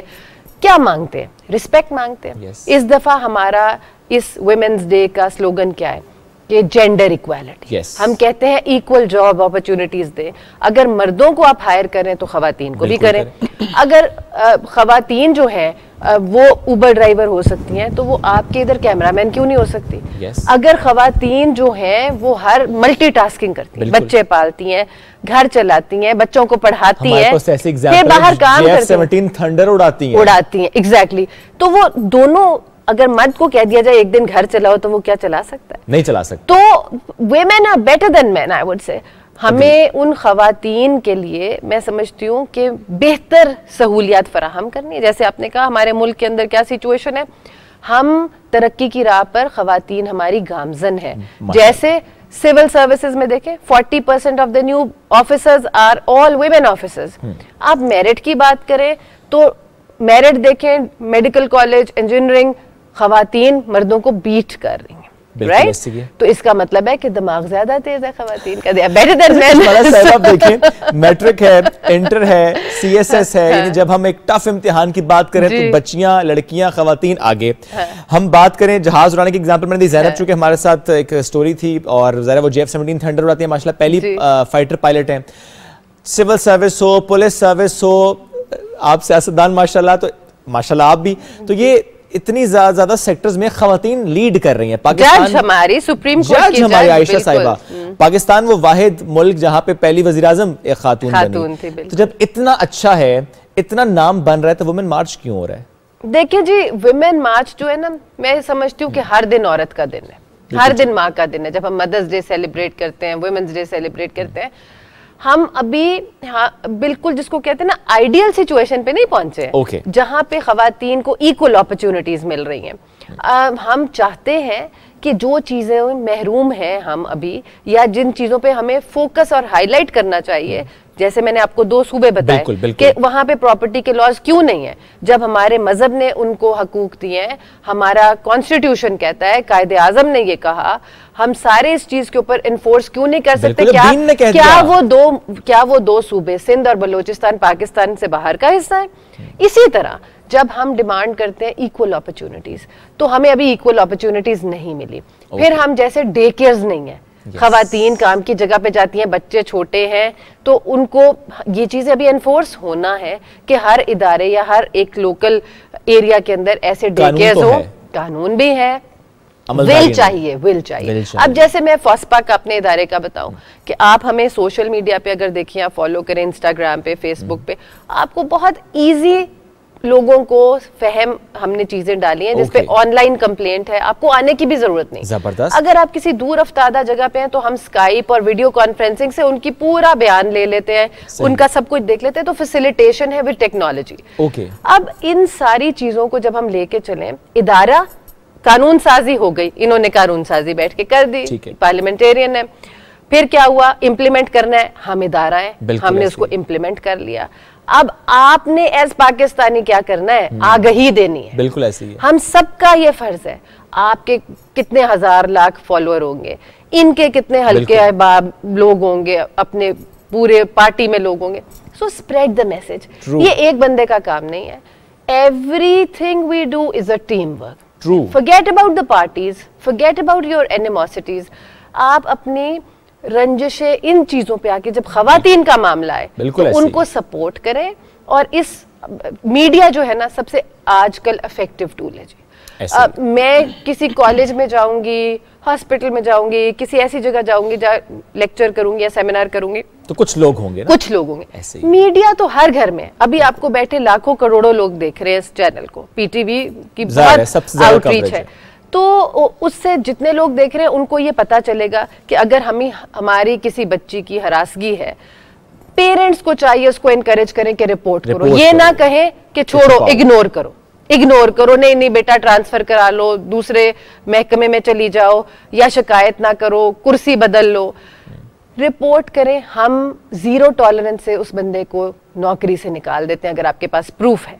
उसमें ये थोड़ा प्रूफ पर आइएगा भी, क्योंकि कुछ खवातीन कहती हैं कि कुछ हैरेसमेंट इस तरह की होती है कि प्रूफ नहीं होता उनके पास। अच्छा, मैं आपको इसमें बताती हूँ कि व्हाट्सएप मैसेजेस, सोशल मीडिया के कोई मैसेजेस हो, उनको सेव कीजिए। व्हाट्सएप मैसेज को माना जाता है? बिल्कुल, हर किस्म के सोशल मीडिया को, फेसबुक, ट्विटर, कोई आपको स्टॉक कर रहा है, ये कानून का हिस्सा है। अभी तरामीम आई है और उसके अंदर आप उन सारी चीजों को जुर्म में उसको एविडेंस के तौर पे ला सकते हैं। सेकेंडली, आपके पास कोई रिकॉर्डिंग है, सीसीटीवी कैमरा फुटेज, आप कह सकते हैं ऑफिस में कैमरा लगा हुआ है, आप देख सकते हैं मेरे कमरे से वो इतने बजे निकल के जा रहा था।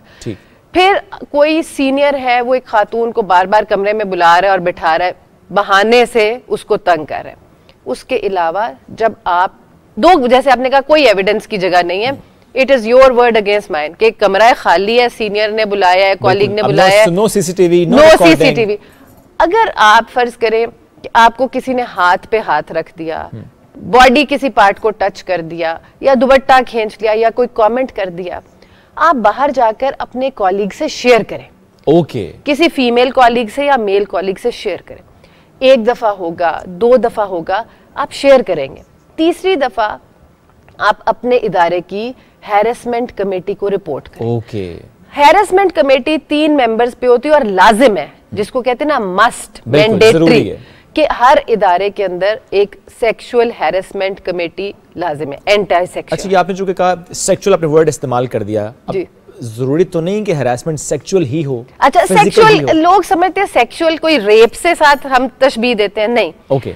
या आपको फिजिकल टच करने को सेक्सुअल कहते हैं। साइकोलॉजिकल हैरेसमेंट भी सेक्सुअल हैरेसमेंट है? बिल्कुल, इसका जो टाइटल है सेक्सुअल हैरेसमेंट है। ये इसका जो हमारा स्कोप ऑफ वर्क है और जो इसका हमारे टाइटल है, that is sexual harassment at work place. ठीक है जी। उसमें आपको कोई स्टेयर करता है, कोई वर्बल भी हो सकती है। ठीक है, मैंने जैसे कहा घूरना किसी को, जैसे मैंने कहा कि ये व्हाट्सएप मैसेजेस जब हम कहते थे कि गुड मॉर्निंग, गुड नाइट, शेरो शायरी, सुबह अल्लाह के बाबरकत नाम से शुरू करते हैं और फिर वो चलते चलते ठरक में कन्वर्ट हो जाती है। सो ये सारी चीजें जो है ये हैरेसमेंट के जिम्मे में आती है, सेक्सुअल हैरेसमेंट के जिम्मे में आती है, जहां आप किसी को इंटिमिडेट करें, विक्टिमाइज करें उस बेसिस पे कि उन्होंने उन सेक्सुअल फेवर्स के जवाब में इनकार किया। अच्छा, जहां पे आप डिमीनिंग जेस्चर्स करें, कोई देख रहा है और इस किस्म से आप किसी को जिच करें, ज़ूमानी गुफ्तगू करें, ये सारी चीजें हैरेसमेंट, सेक्सुअल हैरेसमेंट के जिम्मे में आती है। अगर वर्क प्लेस पे एक शख्स बार बार किसी खातून कोलीग को प्रपोज करे, खातून ने इनकार किया, वो बार बार प्रपोज कर रहा है, क्या वो हैरेसमेंट है? जी, बार बार। अगर देखें आप किसी को रीच आउट करते हैं, जहां पे कंसेंशुअल रिलेशनशिप है या एडमिनिस्ट्रेटिव प्रॉब्लम है, हम उसमें डील नहीं करते। ठीक है जी। अब फर्ज करें आप कहीं काम कर रहे हैं, एक फितरी चीज है, अगर कोई आपको पसंद है, आपने बड़े तमीज के दायरे में रह के उसको प्रपोज किया, उन खातून ने इनकार कर दिया, बस बात खत्म। ठीक है। Respect her, no, do not invade her private space. आप उस चीज की इज्जत करें कि वो खातून जो है वो ना कर दिया ना, या आप में इंटरेस्टेड नहीं है। इसी तरह जब हम कहते हैं कि आप बार बार टेक्स्ट मैसेज कर रहे हैं, व्हाट्सएप मैसेज कर रहे हैं, तो आप उसको रिस्पेक्ट करें कि वो नहीं जवाब दे रही, आप 1 से 2 दफा कर सकते हैं, आप रोज उसको सुबह से भरमारने उसके फोन को करके और उसकी प्राइवेट स्पेस को। बिल्कुल, क्योंकि वक्त आपका कम है इसलिए मैं क्विकली आपसे सवाल ज्यादा करता हूं, मेहमानों की तरफ भी आऊंगा, वी हैव टू गो। एक सवाल और भी, क्या ऐसे केसेस भी आपके पास आते हैं जहां पर एक खातून ने शिकायत तो कराई और कुछ उसने प्रूफ भी देने की कोशिश की लेकिन वो फिर गलत साबित हुआ, वो खातून ने गलत इल्जाम लगाए थे अपने मर्द कोलीग पर, ऐसे केसेस आते हैं? अच्छा, ये एक बड़ा इंटरेस्टिंग क्वेश्चन है कि जब मैंने शुरू में ये जॉब अज्यूम की और ओथ लिया, उसी दिन मुझे किसी ने कहा कि आपने बड़े ध्यान से फैसले करने हैं क्योंकि आपको पता है ना खवातीन झूठ भी बहुत बोलती हैं। मैं तो हक्का बक्का रह गई। अब आप सोचें कि मैंने कोई 5000 से ज्यादा केसेस डील कर लिए, ठीक है, और मैं कहती हूँ 0.1% भी मेरे पास ऐसी खातून नहीं आई जिसने झूठ बोला। 0.1 शायद एक इनमें 0.1 1 या 2 केस होंगे और वो भी झूठ नहीं था। somehow or the other she was losing her job, ठीक है। मैं नहीं कहती कि खवातीन फरिश्ता है, लेकिन जो केस रिपोर्ट करती है उसके लिए बड़ी हिम्मत चाहिए। हम एट फॉस्पा लोगों को ये हिम्मत दिला रहे हैं कि आवाज उठाएं, खौफ से निकलें। लोग क्या कहेंगे कि खौफ से निकलें, कवानीन है। जब एक इदारे से आवाज उठती है या एक केस रिपोर्ट होता है, यकीन करें वो पूरा इदारा सेट हो जाता है, तुक हो जाता है। बिल्कुल ठीक। उसके बाद वहां कोई हैरेसमेंट करने और फिर हमारा काम किस तरह करते हैं, 0 टॉलरेंस। और हम नहीं फिर देखते सबूत आ जाए तो किसी किस्म की हम उसको कोई लेवरेज नहीं है। क्या कशमाला साहब ऐसा भी होता है, आपकी ऑब्जर्वेशन ऐसी है इन केसेस को देखने के बाद वर्क प्लेस पर, कि एक मर्द इसलिए खातून को हरास करता है चूंकि वो उससे आगे बढ़ रही है, चूंकि वो स्मार्ट है, वो कॉन्फिडेंट है, वो इंटेलिजेंट है, वो ज्यादा कमा रही है, वो आगे बढ़ रही है। मैंने पूरी जिंदगी फेस किया, खुद फेस किया है। और जब खवातीन कम्पीट करती हैं तो ना सिर्फ मर्द, खवातीन भी उनकी दुश्मन हो जाती है। इसलिए हरास किया गया कि आप स्मार्ट थी? देखिए नहीं, मैं हमेशा I was a topper in my school and in my academics. That was the reason you were harassed? नहीं, that wasn't the reason. Okay. There are multiple reasons. Multiple reasons. But that was one of them. जब आपको कोई compete करे, positive compete करे, उसके बजाय अगर कोई इनसिक्योर हो जाए, इनसिक्योरिटी जो है आपकी क्या कहूँ ना अहली, तो आप भाई पॉजिटिवली compete करें ना। मैं अगर काम कर रही हूँ, मैंने इदारा खड़ा कर दिया, अब मेरे से हसद तो ना करो, तुम और काम करो। इतना इस मुल्क में काम करने का है। अब मैं इनसे अगर हसद करूं कि ये मेंबर पार्लियामेंट है, मैं इस वक्त नहीं हूं, भाई क्यों? वो अपना काम कर रही हैं, बहुत अच्छा काम कर रही हैं, वो अपना बहुत अच्छा काम कर रही हैं अपने फील्ड के अंदर, तो हम एक दूसरे का हाथ पकड़ के सपोर्ट करके एक दूसरे की स्ट्रेंथ क्यों नहीं बन सकते? क्या एक खातून को हरास करती है? बिल्कुल करती है, ऐसे केसेस हैं। ज्यादा केसेस हैं? नहीं, ज्यादा नहीं है। लेकिन कितने फीसद? मैंने आपसे फिर कहा, लोग शर्म खाते हैं। लोग क्या कहेंगे कि खौफ से बाहर नहीं निकलते। अब मुझे ये बताएं कि मैंने आपको कहा कि मेरे साथ थ्रू आउट बहुत करियर में हैरेसमेंट हुई और मैं समझती हूँ हर खातून के साथ होती है, जो परफॉर्म कर रही होती है, जो डिलीवर कर रही होती है, आगे जा रही होती है। एक तो मेल हैरेसमेंट तो है, या फीमेल हैरेसमेंट भी होती है। तो आप ये हमें कल्चर चेंज करने, and why I feel I have the passion कि हम इस इदारे को इतना स्ट्रॉन्ग करें और मेरी बहनें आके यहाँ रिपोर्ट करें, और मे बी वन डे ये हमारे लॉज रिडंडेंट ही हो जाए कि माशरा इतना अच्छा हो जाए कि जरूरत बात की कशमाल साहब, आई रियली विश कि ये बहुत जल्द हो और आपके होते हो जितना माशाल्लाह इतना अच्छा काम आप कर रही हैं। बहुत शुक्रिया, आपने वक्त निकाला। वक्त कम था इसलिए मैंने कशमाला साहब को जरा ज्यादा एंगेज रखा। आप नेक्स्ट उसमें जा सकते हैं। आपको पता है आज वुमेन्स डे और हर तरफ ये प्रोग्राम, मैं तो इसलिए जो खातून बात करेगी मैं वैसे ही सर थैंक यू। हम आपके साथ बराबरी चाहते हैं, आपको छोड़ के आप मर्दों को पीछे नहीं छोड़ना चाहते। आप सब आगे हैं, आप आगे हैं, हम आपको फॉलो कर रहे हैं। Very kind. खुश रहिए। थैंक यू सो मच जी। आपकी तरफ मैं आऊंगा, नाहिदा साहिबा के साथ मौजूद हैं, नुसरत साहिबा साथ हैं। नुसरत साहिबा थोड़ा सा आपकी तरफ आते हैं, क्योंकि कशमाला साहब ने गुफ्तगू में एक बात की थी लॉज से मुताल्लिक भी। जाहिर है लॉज होते हैं और फिर इम्प्लीमेंटेशन की हम बात करते हैं, you are there to make the laws. क्या अभी आपको लगता है कि ऐसे लॉज हैं जिनको अमेंड करने की ज़रूरत है, नए लॉज बनाने की ज़रूरत है, या आपको लगता है कि नहीं लॉज जो हैं वो इनफ हैं खातून को प्रोटेक्ट करने से मुताल्लिक? बिस्मिल्लाहिर्रहमानिर्रहीम, बहुत शुक्रिया प्रोग्राम में इन्वाइट करने का। देखें जो इस वक्त जो बहुत ज़्यादा इंपॉर्टेंट चीज़ है ना, वो लॉज तो हैं, लेकिन उनकी इम्प्लीमेंटेशन में जो काफ़ी ज़्यादा आपको पता है हर्डल्स आते हैं। जैसे एक था कि छोटी उम्र की बच्चियों की शादियाँ, बिल्कुल उसमें आप यकीन करें पढ़े लिखे मर्द अगेंस्ट थे उसके, कि वो नहीं हो सका, कि ये इतनी अजीबोगरीब बात लगती है कि हम खुद ही उसके अगेंस्ट हो जाते हैं। अब हो पाएगा बिकॉज इस्लामाबाद हाई कोर्ट ने कहा है कि इसको करें। बिल्कुल बिल्कुल, इंशाल्लाह अब जब भी सेशन होगा और काम उसमें होगा, काम हो रहा है, इंशाल्लाह हो जाएगा। जबरदस्त। थोड़ा सा आप अपनी बात मुकम्मल कीजिएगा, ये भी सवाल मुझे ऐड कीजिएगा, क्या हमारे इस माशरे में एक खातून के आगे बढ़ने में माशरा रुकावट है या घर का मर्द, घर का माहौल रुकावट है? मैं समझती हूँ सबसे ज़्यादा घर का मर्द रुकावट होता है। पहले वो अपने बाप से, भाई से डील करती है और उनको कन्विंस करती है कि आई कैन डू थिंग्स, लेकिन उसके बावजूद वहाँ पे 100 तरह की हर्डल्स आती हैं। बिल्कुल। फिर व्हेन शी गॉट मैरिड तो मियाँ साहब को ये बात बिल्कुल पसंद नहीं आती कि ये एक्नॉलेज की जाए दुनिया के थ्रू। मैंने शादी कर ली है, बस मेरी बीवी है, आराम से रहे, बच्चे पाले, घर चलाए, बस this is your primary work, ठीक, you are not suppose to go out. लेकिन वो उसके बावजूद अगर वो घर से बाहर निकलती है, हिम्मत इतनी उसकी है कि वो तमाम हर्डल्स को क्रॉस करके वो निकलती है और काम करती है और फिर वो एक्नॉलेज होती है वर्ल्ड के थ्रू कि yes she is the one who is doing good job. तो वहाँ पे इनसिक्योरिटी, एहसास कमतरी और पता नहीं क्या क्या चीज़ें आ जाती हैं।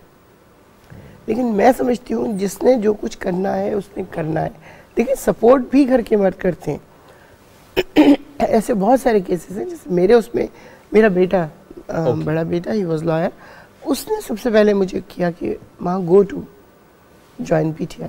तो इस तरह मैं उसको ज्वाइन किया। फिर मेरे हस्बैंड ने, मेरे बेटे ने बहुत ज़्यादा सपोर्ट किया।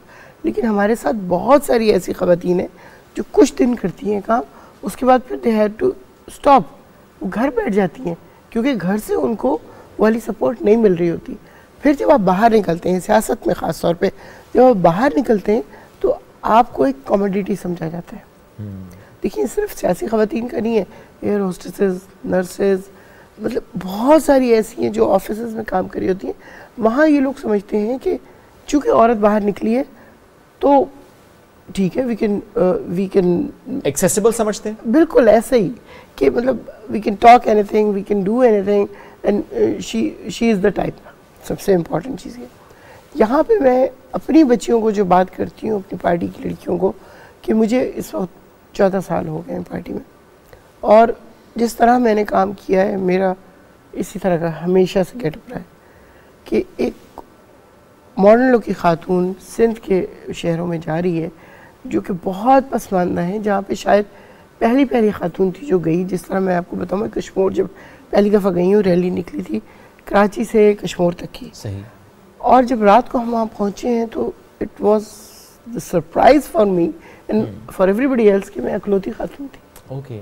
पूरे सिंध से। फिर उसके बाद मैंने औरतें लेनी शुरू की, मैं कराची से अपने साथ बिठाती थी, फिर हैदराबाद से भी। तो आपने वो एक चेंज क्रिएट किया। बिल्कुल। और अब माशाल्लाह इतनी औरतें हैं सिंध के अंदर कि आई फील सो प्राउड कि मैं कहती हूँ अल्हम्दुलिल्लाह ये काम मुझसे हुआ और इज्जत के साथ। माशाल्लाह। जो बहुत बड़ी चीज़ थी जिसके बारे में लोगों ने मुझे कहा कि आपके आने के बाद वुमेन विंग की इज्जत बढ़ी है, ये बहुत बड़ी चीज़ थी। एग्जैक्टली आपको लगता है कि फिर आपने जो एक बीड़ा उठाया वो आपने उसको अचीव किया, उस टारगेट को। माशाल्लाह आपने ज़रा एक ऐसा चेंज क्रिएट किया सोसाइटी में। आपको भी शामिल गुफ्तगू करता हूँ। वेस्ट अलमबरदार बनता है कि ख़वातीन के हुकूक का अलमबरदार वो है, हालांकि 1400 साल पहले तो दीन इस्लाम ने वाज़े कर दिया, जुल्म से, इस्तेसाल से, जबर से, इस सारे बंधनों से औरत को इस्लाम ने आज़ाद किया। वेस्ट कैसे अलमबरदार हुआ? जी बहुत शुक्रिया। बिस्मिल्लाहिर्रहमानिर्रहीम। अल्लाहुम्मा सल्ली अला सय्यदिना व मौलाना मुहम्मद व आलिहि व सहबिहि व बारिक वसल्लम। सबसे पहले तो मैं आपको अप्रिशिएट करना चाहूँगी कि आपने जो है वो इतना अच्छा टॉपिक रखा और स्पेशली आज के दिन रखा। आपका क्वेश्चन इंतहाई जो है वो रेलेवेंट है कि इस्लाम ने 1400 साल पहले ख़वातीन को जो राइट्स दिए ना, वो वेस्ट ने 90s में जाके दिए, 1977 में जाके exactly, 90s सदी में, मैं कह रही हूँ 19वीं सदी में जाके दिए। और कौन कौन से राइट? अपनी बात से पहले मैं एक आपको सर्वे का बता दूं कि एक सर्वे हुआ पाकिस्तान में लिटरेट ख़वातीन में भी और इलिटरेट ख़वातीन में भी, और 32% ख़वातीन को वो ख़वातीन थी कि जिनको अपने राइट्स का पता था कि इस्लाम ने एक खातून को कौन कौन से राइट्स दिए। सिर्फ 32% ख़वातीन ऐसी हैं जिनको अपने राइट्स की आगाही है फुली तौर पे। और इस्लाम ने तो एक पूरी लिस्ट है जो कि राइट्स की है, इनफरादी हकूक से स्टार्ट होती है, उसमें आइली हकूक है, मुआशरती हकूक है और सबसे बढ़ के इस्लाम वो पहला मजहब है जिसने खातून को सियासी हकूक दिए। आज से 1400 साल पहले उसको पार्लियामेंटेरियन, सबसे पहले जो रियासत मदीना बनी थी उसमें खातून को वहां पे रिप्रेजेंटेटिव बनाया गया। 5 हिजरी के अवाखिर में हजरत उर्वा बिनते अहमद थी जो कि यमन की हाकमा रही हैं। और इसी तरह फिर हमारे पास जो है वो तो बहुत सी एग्जाम्पल्स हैं, हमारे पास ऐसे ऐसे मेंटोर्स हैं, ऐसे ऐसे आइडियलाइज्ड खवातीन है कि हमें तो कोई दाएं बाएं देखने की जरूरत ही नहीं है। आपको लगता है कि हमारे रियासत जो कानून बना रही है वो बड़े अलाइंड हैं? नो डाउट, बस सिर्फ जो प्रॉब्लम है ना वो इम्प्लीमेंटेशन का है। हम लोग जो हैं अभी जिस तरह आप बात कर रही हैं इस्लाम की, मैं बात कर रही हूँ, लेकिन हम अपने कल्चरल बैरियर्स में इतने बुरे तरीके से स्ट्रक हो चुके हैं कि अगर कोई खातून जो है वो अभी तशद्दुद का कानून अभी रिसेंटली पास हुआ, लेकिन क्या कहा जाता है कि कोई बात नहीं, शोहर ने मार ही तो दिया, ठीक है, लोग क्या कहेंगे, अच्छा कोई बात नहीं, खैर है, सब्र कर जाओ, घर बचाओ। बैरियर्स हैं जिनका आपने जिक्र किया, कश्मीर का भी जिक्र किया आपने। एग्जैक्टली तो वो कल्चरल बैरियर्स जो है ना वो हावी हो जाते हैं कि लोग क्या कहेंगे, ससुराल है, जब तुम कोर्ट से वापस आओगी तो तुम्हारा घर तो खत्म हो चुका होगा, तुम्हें तुम्हारा शोहर एक्सेप्ट नहीं करेगा, तुम्हें तुम्हारा ससुराल। अब इस्लाम ने तो राइट दे दिए, पाकिस्तानी लॉ ने भी हमें जो है वो राइट्स दे दिए, सोसाइटी एक्सेप्ट नहीं कर, सोसाइटी एक्सेप्ट। यहाँ पे क्या हमारे पार्लियामेंटेरियंस का रोल आता है, हमारी रियासत का रोल आता है कि सोसाइटी में चेंज लाने के लिए वो किरदार अदा करें? देखिए, जो सबसे पहले इंपॉर्टेंट चीज़ है ना वो एजुकेशन है। एजुकेशन वो नहीं जो किताबें रट के आप जाके पेपर दे दें, ये वो चीज़ है जो इनडायरेक्टली बच्चों में इनकलकेट करनी होती है, चाहे वो स्कूल है चाहे वो घर है। जब हम बेटों की परवरिश करते हैं तो उसमें ये होता है कि लड़के नहीं रोते, उनको बताओ लड़कियों को रुलाना मना है। क्या प्यारी बात की आपने, माशाल्लाह। कि वो चीज़ देखें कि वो घर में माँ ही असल में ये सारी सेग्रीगेशन करती है। वो चिकन का लेग पीस बेटे को देगी और बेटी को एक ऐसे अजीब सा, फिर बेटों को अच्छे स्कूलों में पढ़ाया जाता है, बेटी को ऐसे नॉर्मल गवर्नमेंट स्कूल में पढ़ा दिया जाता है। ये हो रहा है, ये स्टिल हो रहा है। मैं आपको बताऊं, मैं सॉरी, मैं एक ऐसे घराने से हूँ जहाँ पे मेरी बेटी सबसे ज़्यादा पढ़ी लिखी है, माशाल्लाह। दोनों भाइयों से ज़्यादा पढ़ी लिखी वो बच्ची है कि इंग्लैंड की 3 यूनिवर्सिटी से उसने बेहतरीन डिग्रियाँ ली और LLM किया उसने ह्यूमन राइट्स में। तो हम तो कहते हैं कि वुमेन राइट की एक्चुअली में किया है उसने, वो ह्यूमन राइट का। और हम देखते भी उनको बड़ा आवाज़ उठाती हैं वो ह्यूमन राइट्स, बहुत ज़्यादा। तो माशाल्लाह मैं ये समझती हूँ कि हम घर से ये चीज़ें ख़त्म करेंगे तो आगे बात बढ़ेगी। हमें इनडायरेक्ट बच्चों को, मर्दों को, हर एक को बताना है कि she is a human being, for God sake, कि उसको इंसान तो समझो। ये बड़ी आपने प्यारी, मैं कहूँगा, बात ही कि हम वो रिश्तों में तो तोलते हैं, बिल्कुल, पहले इनको इंसान समझना है, तो उसकी अपनी एक आइडेंटिटी है, बिल्कुल, फिर उसके इमोशंस हैं, उसकी चीज़ें। भाई आप किसी को हर्ट करते रहेंगे कितनी देर तक वो बर्दाश्त करेगी? बिल्कुल ऐसे ही कभी ना कभी तो उस ट्रैप से निकलेगी। फिर वो या तो इंतज़ार करेगी अपने बच्चों के बड़े होने का, या वो इंतज़ार करेगी किसी ऐसे मोमेंट का जब वो इस ट्रैप से निकल जाए। क्या ये इसलिए भी है, आपसे इस पर कमेंट ले लेता हूँ मैं हैदर साहिबा, कि क्या ये इसलिए भी क्योंकि एक औरत जुल्म की चक्की में पिसी है, एक औरत ने वो हर्डल्स देखी हैं, एक औरत ने वही सीखा है, वही मुआशरा देखा है, फिर शायद ये वजह है कि वो अपने बच्चों को भी उसी आंख से देख रही है। मेरे साथ हुआ है तो इसके साथ क्यों? यस, एग्जैक्टली, ये थोड़ा सा साइकोलॉजिकल इफेक्ट भी आ जाता है, ठीक है। जबकि अगर चूंकि अब यहाँ पे बात जो है वो इस्लामिक पर्सपेक्टिव में भी हो रही है और प्लस जो है हमारे माशरे की भी हो रही है, तो इस्लामिक पर्सपेक्टिव में अगर देखें ना तो खवातीन को वो तमाम राइट्स मिल गए जो कि एक इंसानियत में अगर हम तोलें तो वो उसमें 110% मार्क्स जो है वो इस्लामिक राइट्स को मिलते हैं, ठीक है, उसमें सारे मार्क्स। और अगर हम रोल मॉडल्स की बात करें तो सबसे पहले जिसने कलमा पढ़ा वो खातून थी, इस्लाम में जो पहले शहीद हुई वो खातून थी, और हुजूर इस्लाम को जो पहले दिलासा दिया करती थी वो खातून थी, उम्मुल मोमिनीन हज़रत खतीजा, और उनको मलिकातुल अरब कहा जाता था। उस वक्त वो एक ऐसी बिजनेस वूमेन थी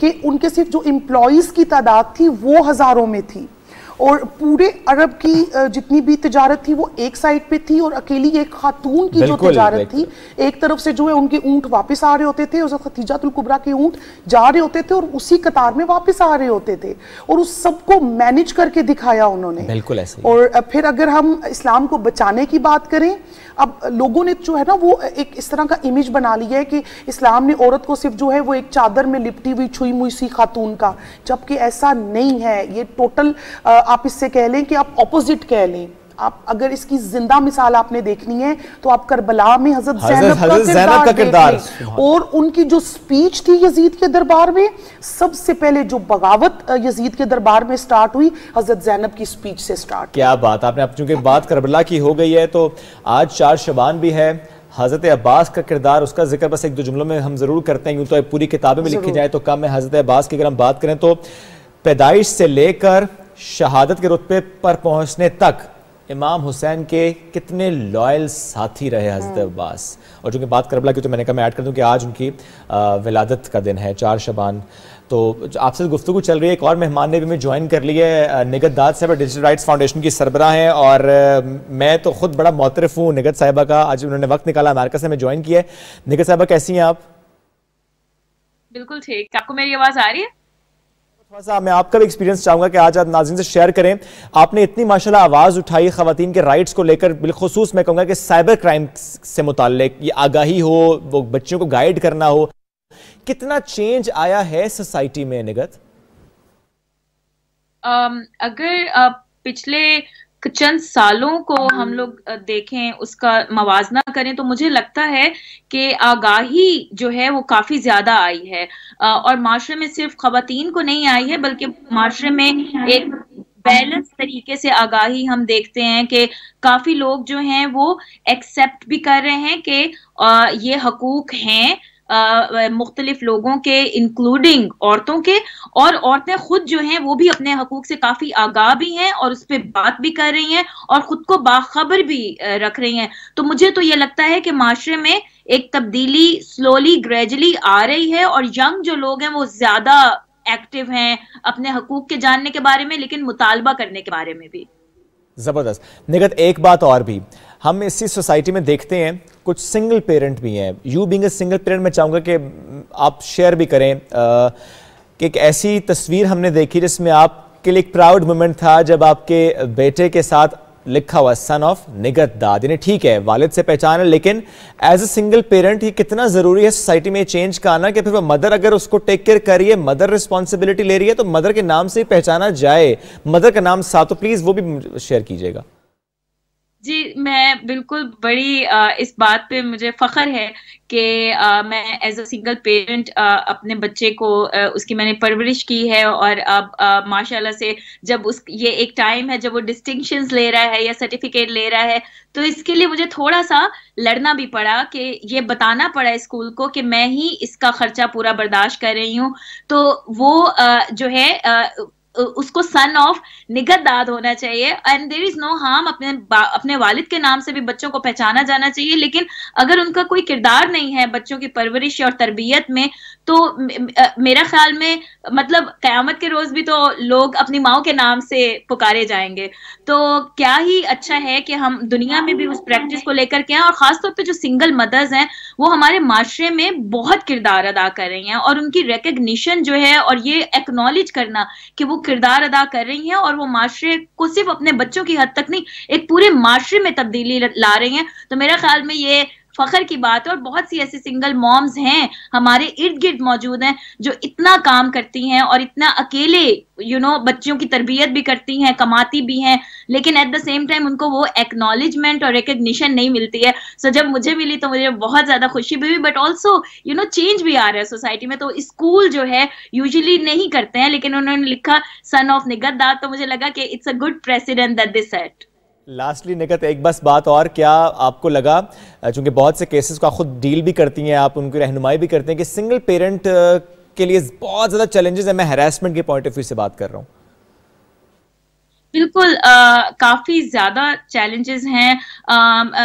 और मुझे लगता है कि दोनों साइड्स पे हैं। खवातीन को जरा ज्यादा चैलेंजेस का सामना करना पड़ता है, क्योंकि स्टिल माशरा जो है उनको as a single parent adopt करने में थोड़ा कतराता है, अभी भी टैबू है, स्टिग्मा है अटैच टू दिस।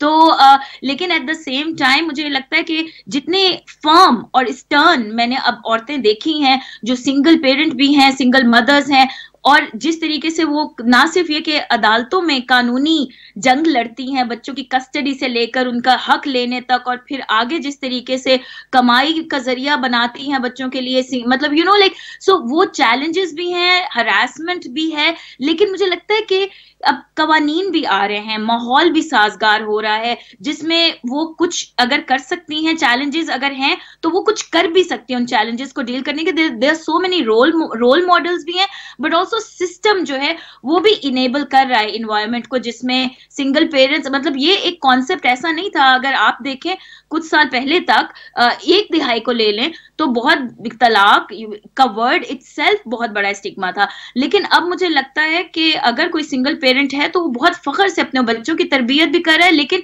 माहौल भी साजगार उनके इर्द गिर्द ऐसा मौजूद है, और वो कुछ खुद भी बनाते हैं, कुछ माहौल भी होता जा रहा है। तो मुझे तो बहुत ज्यादा उम्मीद और होप है कि ये माशरा जो है अगर इसी तरीके से हम रोल मॉडल्स बनाते रहे अपने ही लोगों के दरमियान और माहौल को साजगार बनाते रहे, तो मुझे लगता है माशरा सबके लिए एक इक्वल किस्म की अपॉर्चुनिटी जो है और इंक्लूसिविटी जो है वो पैदा करता रहेगा। जबरदस्त निगत, थैंक यू सो मच। आपने ज्वाइन किया फ्रॉम अमेरिका, आप वहाँ मौजूद थी। जो गुफ्तगू रही मैं आपकी तरफ भी उसी गुफ्तगू को लेकर आऊंगा।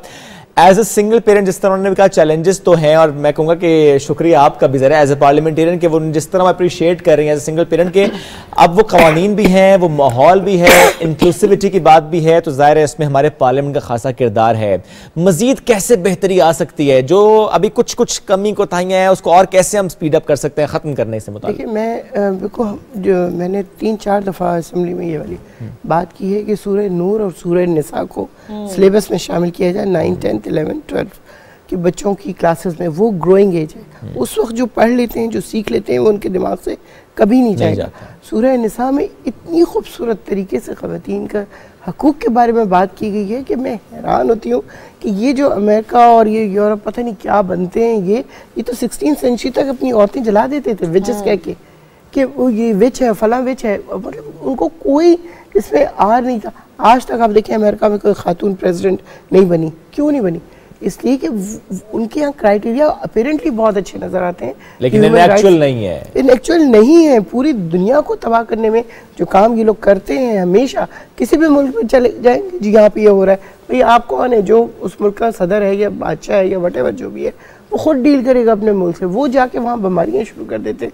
अब इमरान खान, सॉरी सियासत पे आ गई मैं, लेकिन अब इमरान खान अगर खड़े हैं उसके ऊपर प्राइम मिनिस्टर साहब कि मेरे मुल्क में कुछ नहीं होगा, ना ड्रोन हमले होंगे, ना हम किसी तरह का, बिल्कुल जब एब्सोल्युटली नॉट कह दिया तो आप देखें कितनी मुश्किलात क्रिएट हो रही हैं। सारी जो हमारी सियासत है वो अगेंस्ट उनके खड़ी हो गई है। काम इतना ज़्यादा कर रहे हैं वो, लेकिन महंगाई है। एक पॉइंट बना के भाई तुम लोगों की वजह से ही तो महंगाई है।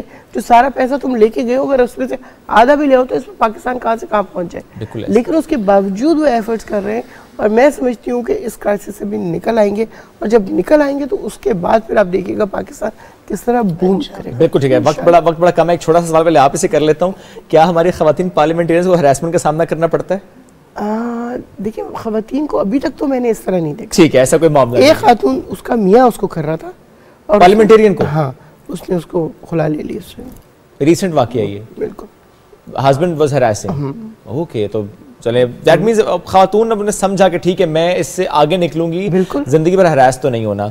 दीन इस्लाम की रोशनी बस आखिरी आपसे भी कि ये जो खवातीन बर्दाश्त करती रहती हैं, जिस तरह हमने पहले भी गुफ्तगू की ना कि जॉब से हाथ धोना बैठेगा, शौहर छोड़ देगा, ससुराल छोड़ देगा, ताल्लुक खत्म कर लेते हैं, इवन माँ बाप ताल्लुक खत्म कर लेते हैं, कुछ ऐसे मामला हमने देखे हैं।